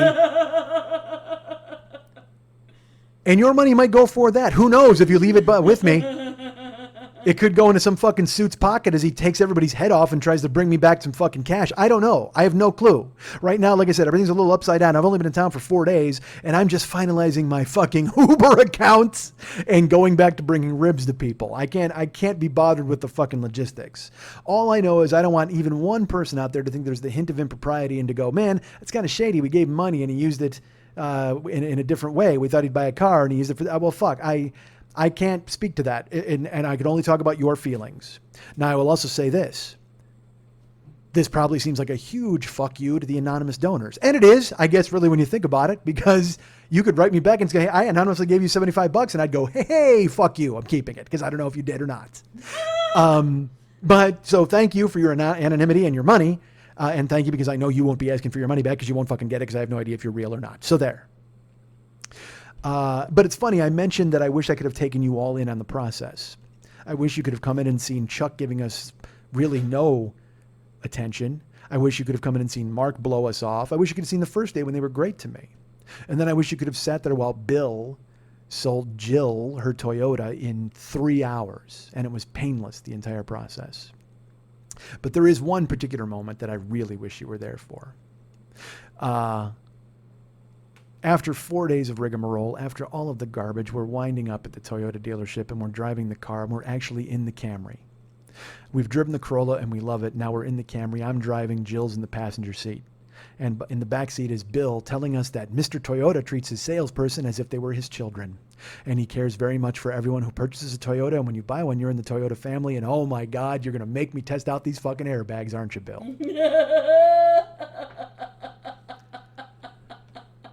But in the middle of his bullshit speech, as I'm driving and turning the radio up as loud as I can so it drowns him the fuck out, Jill's phone rings. And she picks it up, and it's a 414 number. It's Wisconsin. She doesn't recognize it, but she grabs it just in case. She's got kids in school. Who knows? And she answers it, and she says, hello. And I hear the voice say, hey, Jill, it's Mark. And she just does a slow burn turn to look at me with her eyes wide open. And I'm driving, and I just look at her, and I smirk, and he goes, hey, again, I'm real embarrassed about what happened there on Tuesday, you know, and yesterday you should have come in, and we should have got you a car, but I wanted to call you because I got to tell you that, you know, the car, the gray one you guys really wanted, you know, that Camry, it's here now. You know, the owner's friend brought it in. It's here this morning, and we just washed it up for you. So, you know, we're still going to give you the best deal. When you guys come in, you know, you can drive it and see what you think. And if you don't, you know, we got plenty of other cars you can look at. But yeah, we're committed to give you the best deal. And Jill's staring at me, and I can hear him say every word. And she says, well, I don't know what happened yesterday, Mark. And he goes, well, I don't know what happened either. I don't know what to tell you, you know, but that car wasn't here, and I was embarrassed. And, you know, Chuck really should have taken care of it. He didn't really give me information. And so I didn't know what to say to you guys. It was pretty awkward. And I guess you were kind of mad just standing there. It seemed like anyway. And she says, yeah, we were. He says, oh, well, I just want to make it up to you. You know, we'll definitely give you the best deal. Unless you guys think you want to look somewhere else. She goes, Mark, we're going to look somewhere else. He goes, yeah? She goes, we're looking somewhere else right now. Thanks. And hangs up the phone. And she looks at me and smiles, and I just go, and I honk the horn, and we drove the Camry. Ha ha! Yeah! Fuck you, Mark! I love my girlfriend. You guys can get me at MikeandMikeSchmidtComedy.com. You guys can be my friend at Facebook.com/the40yearoldboy. You can be following me on Twitter at twitter.com/the40yearoldboy. All of those places are neat. Our friend David Hernandez does all of the artwork, all of the music for this show. And I'll tell you what, Cold Blood is all he bleeds. You can find him at facebook.com/DavidMexHernandez Or if you want to find him at artbydmh.com, you can check out all of his cool paintings that he has available. He's got his Gaikons. Certainly those are available. But he's also got Valscapes that are collaborations between he and my godson Val, and they're amazing. If you haven't seen them, check them out at artbydmh.com. Or you can look at my Facebook page. They're linked on there as well. Or go to his Facebook page. You can see him there as well. Or go to a gallery near you that displays pictures of Bigfoot, because you'll definitely see one of those there. Artbydmh.com. That's ARTBYDMH.com. Go ahead and get a hold of David and get him to do so. And he can also do custom artwork for you too as well. So go ahead and get him on the case and he will take care of that for you right now. Our great friend Ryan Dirks does all of the web stuff for this show. You can find him at facebook.com/Ryan Dirks. And Lily Von Stupp is here. Finally, the Von Stupp has returned to the Valley to do this show, and I can't do it without her. Well, and I can do it without her, but it's just not the same, right, folks? We'll all agree on that. She is here now. You can find her at several different places. You can get her at facebook.com/Lily Von Stupp. You can go ahead and find her at twitter.com/Lily Von Stupp, twitter.com/MNTs, and twitter.com/HollywoodBQFest. But if you'd like to write her a personal note, and find out where she's going to be getting dinner at what drive-thru so you can honk behind her and get a free fucking meal. You can get her at Lily at burlesque411.com. That's Lily, Lili, at burlesque411.com.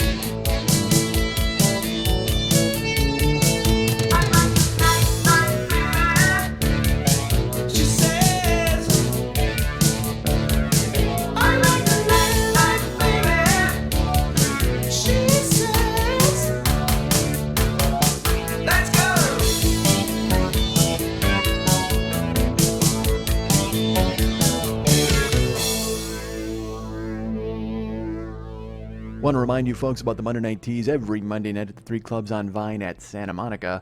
I happen to know the producer of that show. She is a very talented woman. She is a go-getter, a stick-to-iter, a stick-to-itiveness woman, a person who gets things done. Is who she is. She's who you want to see if you want to get tasks completed. She just put together the Hollywood Burlesque Festival. It was a huge success. I was hoping to talk to her about it a little bit here today/tonight, but well, you know, the show got away from me a bit. I didn't think it was going to be that. So I even told her, I go, I'm probably doing about an hour this week, maybe an hour and a half. Show rampaged. I let go the reins. The bees were unleashed. And so Lily Von Stupp, who is the producer of this show and also the producer of the Monday Night Teas, has absconded. She has disappeared into the ether, man. She had to take off. She's at the Magic Castle right now doing some Vagic. She may be pulling a Queen of Hearts out of her vagina. I don't know how she works her magic. I don't want to know the tricks, folks. I want to know the tricks. I don't want to know how they're done. That's all. I mean, if you go ahead and say, hey, guess what? And then you pull an ace of spades out of your ass crack, I'm going to go, great. I love it. But don't try to give me the behind the scenes. And I don't think she will. But maybe next week. Well, is she here next week? Are we here next week? We are. We sat down and did our schedule, but I don't have it committed to memory because that would only be smart. No, I will touch base with her, and we will talk Hollywood Burlesque Festival at some point in the future and find out how it went, how the producing was. But apparently it was a huge success. She's already planning the next one. Good for her. I'm excited. You're excited.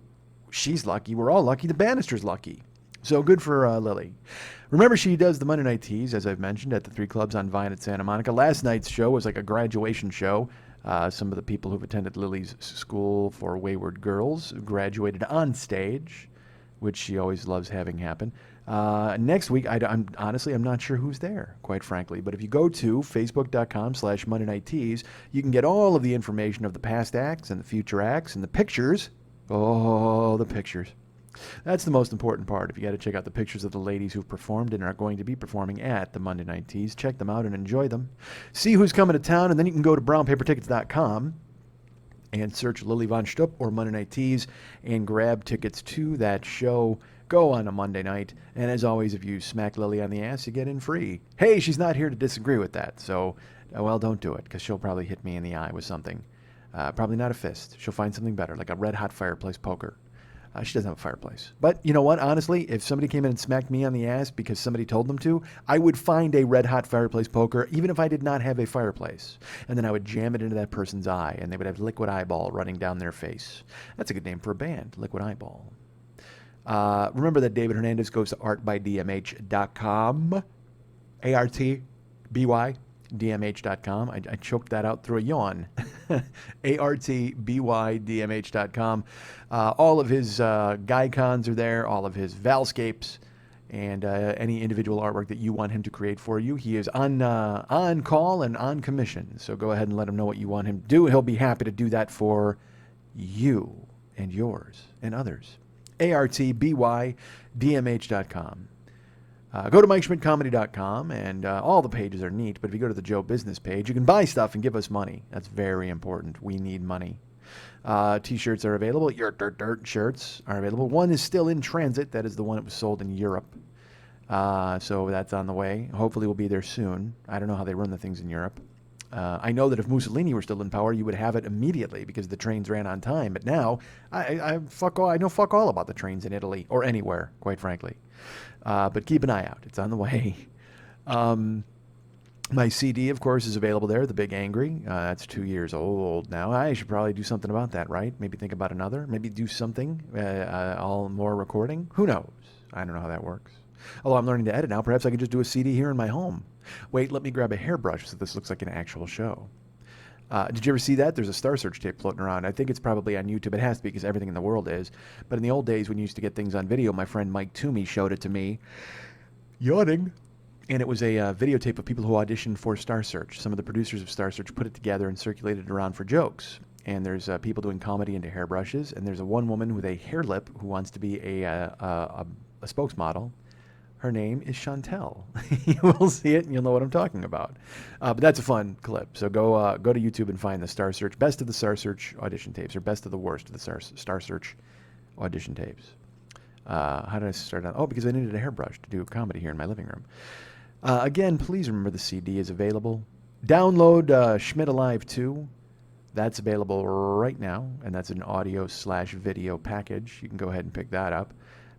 Year 1, Year 2, Year 3, Year 4, Year 5, Year 6 of this show are available now. Year 7 is coming. I have the artwork in hand. All I need to do is get it all posted and uploaded and stuff. By next week, Year 7 will be available for you to purchase and or ignore. I'm guessing the latter, but it'll still be up there for your perusal, and which means I got to get Ryan the artwork. Look at this. Look at all the stuff I have on my plate. That is a very big plate. No, it's a small plate with a lot of stuff on it. That's how I like to do it. I don't go big plate, regular stuff. I go small plate, big stuff. So then it looks like I got a lot of stuff to do, but instead I just got a small plate. Dude, that's a small ass plate. So we've got, also, please don't forget that our Amazon link is there. Go to the Amazon link, click through it. Oh, and tweakedaudio.com is our friend. But if you go and click through the Amazon link, you can get cool Amazon stuff that you will pay for by going to the Amazon store, and we get credit for it, and we get money, and that's always good because, as I mentioned earlier in this podcast, we always want money or need money. Let's amend that. No, actually, let's just agree with both of them. We always want and need money. So go ahead and use our Amazon link, and that would be cool. I'd appreciate it. So would you. You probably wouldn't appreciate it as much as I do, though, because you're the one spending money, and I'm the one getting your filthy lucre. I'm at the Los Angeles Podcast Festival coming up the weekend of September 18th, 19th, and 20th. I am on Friday night, September 18th, 7 o'clock p.m. I'm the first dude. It's me, Doug Benson, and then I'm walking the room. I was going to say dropping the mic. I don't even know what fucking show that is. Actually, that'll be my live show. It's the 40-year-old boy here, but it's dropping the mic when I perform live. No, there's me, and I'm going on with Walking the Room and Doug Loves Movies in alternate rooms. I'm guessing I'll be in the smaller room, which makes sense because Dave and Greg and Doug and those guys are big monsters, and I don't know who Doug's going to have as guests, but I'm sure they will be gigantic. But if you can somehow see your way clear to coming to see me, I will have new things to say to you in a room that is small, and we will all enjoy ourselves, and by all I mean me, and perhaps you can come along for the ride. But again, most of you will probably be at Doug Loves Movies. That's my guess. But either way, I'll be there all weekend, me and the fabulous Jill on my arm, walking around, glad-handing, saying hi, getting attaboys, having you point at me and tell me how great I am. You know what? Let's just skip the festival. If you come to town, let's all go to like grocery stores and national parks, and we can walk through and we'll point at each other and touzle each other's hair and go, "You're great." "No, man, you're great." I like that plan. They have tickets available now for that show, but also there's live streaming available. If you can't come to town and you don't want to buy tickets to the podcast festival, that was a loud smack. I actually saw the line jump. If you can't be here for the podcast festival itself, well, two things. If you're going to be here for the podcast festival, you need to buy tickets. You can use our code for that. If you go to lapodfest.com or Los Angeles Podcast Festival, Google it, you'll find their website, and go through to the buy tickets, and you use my code, which is BOY, B-O-Y, all small lowercase letters, B-O-Y. You can get tickets to the actual podcast festival, and I will get credit and money. And I think I mentioned earlier, we always want and need money. However, if you cannot be in California and you cannot go to the fancy hotel where they have this event, then you, my friend, will want to live stream it, which means you can sit in the comfort of your own home and be naked while you're watching podcasts. You know, you listen to them naked. Why wouldn't you want to watch them naked? Although I will tell you this, they have developed technology, the Los Angeles Podcast Festival, where we can actually see you at home. So you might want to think twice about that before you jerk it off to me while I'm talking. And who wouldn't do that, right? So I'm sure somebody out there will get a charge out of me on stage and just run off a batch. Why not? So you can use my credit for that, my code for that as well. If you want to buy live streaming and sit home and watch all of the shows from the comfort of your own living room /den/rumpus room, you can go ahead and use BOY, that's again all lowercase, B-O-Y, use that code and get cool things. And by cool things, I mean access to all sorts of shows that you will love and enjoy. Not necessarily in that order. So that's Los Angeles Podcast Festival coming up in September. Download code BOY, B-O-Y. Use it for tickets, use it for codes, use it for codes. If you're going to buy some other codes, use my code to get other codes. I have a code. Use it for live stream, use it for tickets, use it for America. And I mentioned that I was doing Uber. I'm not doing it just yet. I will tell you this. I signed up for Uber, and I'm waiting to get approved by them. They have to do a background check, So again, I don't know what that entails. I guess it could be like, hey, did you rape anybody? No? All right, you're driving for Uber. I mean, I don't know if murder's off limits. I have no clue because I've heard nightmare stories, then I've heard good stories. Again, it's going to be a fucking adventure. It's going to be quite the chapter.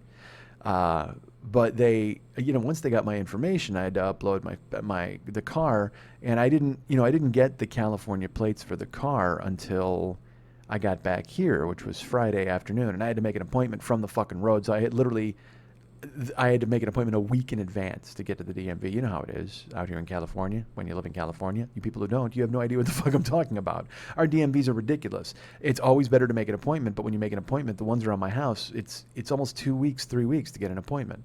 So I had to make one deeper into Los Angeles and go ahead and get on the list. It took a week.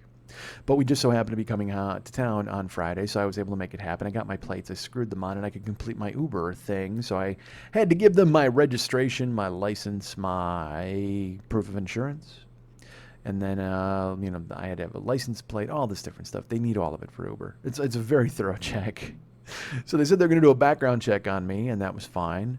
And then the texts started coming in. I mean, dude, Uber texts me easily 3 times a day. And I wasn't even signed up to be a driver yet. Their texts were reminding me to finish my application. They were reminding me that I could set up my banking information. They were reminding me that there was a video I could watch. They were reminding me to bring in my documents, and either I could bring them in or I could go ahead and do it on the site. But if I wanted to do it on the site, that probably wasn't the best, because if I brought them in, I would get $100 after my first 10 rides. Oh my Christ, Uber. I'm not sure if I'm getting a job with you or if I asked you out. It really seems like I'm dating them, because they constantly just badger me with these brutal, what are you doing? How are you? You should come over here. Come and visit us right here. And I'm like, okay, I guess so, Uber. You know what? I'm kind of married. I mean, I already have a beautiful girlfriend, but I mean, if you're going to text me 1,000,000 times a day, I guess I have to take notes. But the $100 did get my attention, because they said, you can upload all your stuff online, or if you come in person and get your car inspected, you can get $100 after your first 10 rides. It's a $100 bonus. And look, I'm all about the bonus. I'm all about that bonus. No non-bonus. No money. I got nothing at all. No trouble. There you go. I'm all about that bonus. No trouble. So I said, all right, fuck it. They wanted me to go to Burbank and visit them so they could look at my car and prove that it had wheels, I suppose. I don't know what the fuck their problem is. So I pulled up, and the dude walked over with the clipboard, and he started to go, do your turn signals, do your lights, do your windows, do the seatbelts work, does your work, I need to hear it click. And they were under a canopy in a parking lot. It wasn't exactly like an office building. They had a canopy that said Uber and a sign that said Uber here, and they had one of those fucking trailers that you can sit in, like a Star Wagon, if you've ever worked on a television show. And oh my God, haven't you all? I picture my listeners like in Ireland just going, dude, I have no idea what you're talking about. Sorry about that, Alex. All right. By the way, I made Alex the one that he's representative of all of the listeners in Ireland. I hope he's still in Ireland. I don't know. So they check my car out, and it's fine. And I look around, and I was a little worried, because again, I have a 2011, but it's a really nice car. It's a limited, and like I said, Jill took amazing care of it. So it's got leather. It's just a gorgeous car. But I wondered if there were a bunch of 2015s, and I've driven in some Ubers, and I've been in some Toyota Avalons, and so I wasn't sure how it would hold up or compete, but it was this cursory inspection. And then I said to the guy, look, I didn't have time to wash it. He goes, don't worry about it. I said, all right. So he goes, all right, you're done. Your car has passed. You need to go inside and register. So I went in and waited in line. There were 3 people working laptops and about 4 people in line. So then when it got to be my turn, this little Asian girl called me over. I don't know why that's important, but apparently I decided I wanted to name her race. I don't know why. But she brought me over, and I got to tell you something. I was worried, because I didn't know Uber and a background check and what they were going to find, and I never have any idea what anybody's looking for. But when I got into the trailer, I immediately felt a lot better about my chances, because the other people there to sign up for Uber, I wasn't sure if they were there to sign up for Uber or if they were getting together to break a friend out of jail. Like it was this group of cons. There was a 20-year-old kid and he brought his dad, and they did not speak English very well, either of them. They're both just kind of, and it's this broken English conversation. It was just like a verbal square dance they were having with their Uber representative. The guy next to me was a shorter guy. He was probably only like 5'4", and he had flame tattoos all the way up both of his arms. And I'm like, dude, I don't know what's in the background check, but if sat in a chair long enough to get 2 forearms full of flame tattoos isn't a black flag against you, then I don't know what they're looking for. I could not tell you what they're eliminating people for, because this dude, he looked like who's that hot rod dude who draws the drawings? The snarling hot rod with the teeth and I couldn't even fucking tell you. Mex will know who it is. But that's what this dude looked like. He looked like someone had because they weren't jailhouse tattoos. They were nice tattoos, but they were from his wrist all the way up to his elbow. They were flames like Josh Hamilton has. But this dude's 5'4". He's as big as Josh Hamilton's fucking bat. Literally, this guy's as big as Josh Hamilton's fucking Coke straw. So I'm like, all right, dude. Well, I don't know why you're here. So I'm kind of eavesdropping on his conversation because mine is going smoothly. And the woman's like, okay, well, you passed, and what about this? And I gave her my registration, I gave her my license, and I'm kind of joking around a little bit, and I'm showing some personality, and I don't know why. I don't know if I think that that's going to get me in the good graces with the Uber people. I got no clue. And I didn't really even need to do that to stand out in this crowd of fucking misfits. Like I said, I thought I had stumbled into like the Magnificent Seven or something, as they're just in there waiting to determine what crimes they're going to pull off. I could be way off on that. I know it was a Western, and I think they all got together to do something. Because I know the Dirty Dozen was, maybe it was the Dirty Dozen. Fuck, I don't know. Because my first part was I was going to say Ocean's 11, but those guys were like rich and in a fucking fancy house. These dudes just look like cons about to pull a heist. So non-English is babbling over on his side, and I can't help but watch the flame tattoos. She asks for his insurance card, and he says, all right, and he hands her it was ridiculous. He handed her a handwritten insurance card, like a list of all of his insurance information. She says, what's this? He says, that's my insurance. And she says, okay, but I need to see the proof of insurance, the card. He goes, oh, well, I don't have a printer, so I couldn't print it out. She said, so? And he goes, so, that's it. I wrote it down for you. And I swear to God, she looks at him and she's like, well, you really need to have proof of insurance in order to start. He goes, well, I do have proof of insurance. And there it is right there. She says, well, no, this isn't proof. This is just you saying you have insurance. He goes, right, that's proof. She goes, no, you absolutely need. It's who's on first. It was Abbott and flame-armed Costello having a fucking discussion about what the fuck constitutes proof. And they're going back and forth. And I'm not kidding. All three of the Uber people, as this conversation is taken care of, what she's taking care of flame arms, the dude taking care of double no English, and my little Asian friend, they all look at me and roll their eyes at the exact same time. Like, can you see what we have to put up with? And so now I'm in their good graces, which made me kind of happy. So I'm like on their side, but at the same time, it also made me go, dude, what the fuck am I getting into here? Like I've taken Uber before, and I've had the misfortune of having it.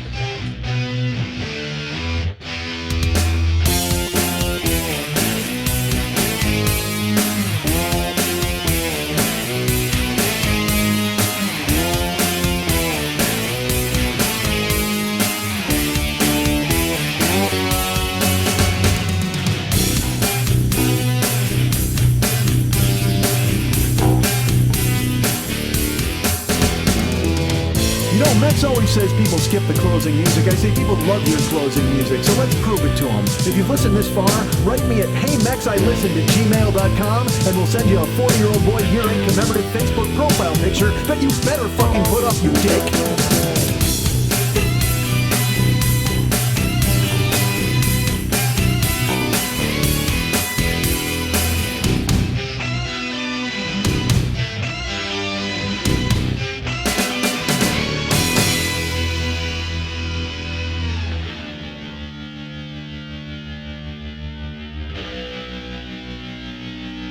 Sorry about the dick thing. Thing.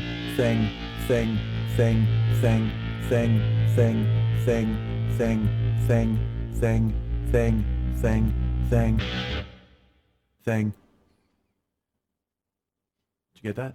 Yeah, I got it. I don't want you to miss any of that brilliance.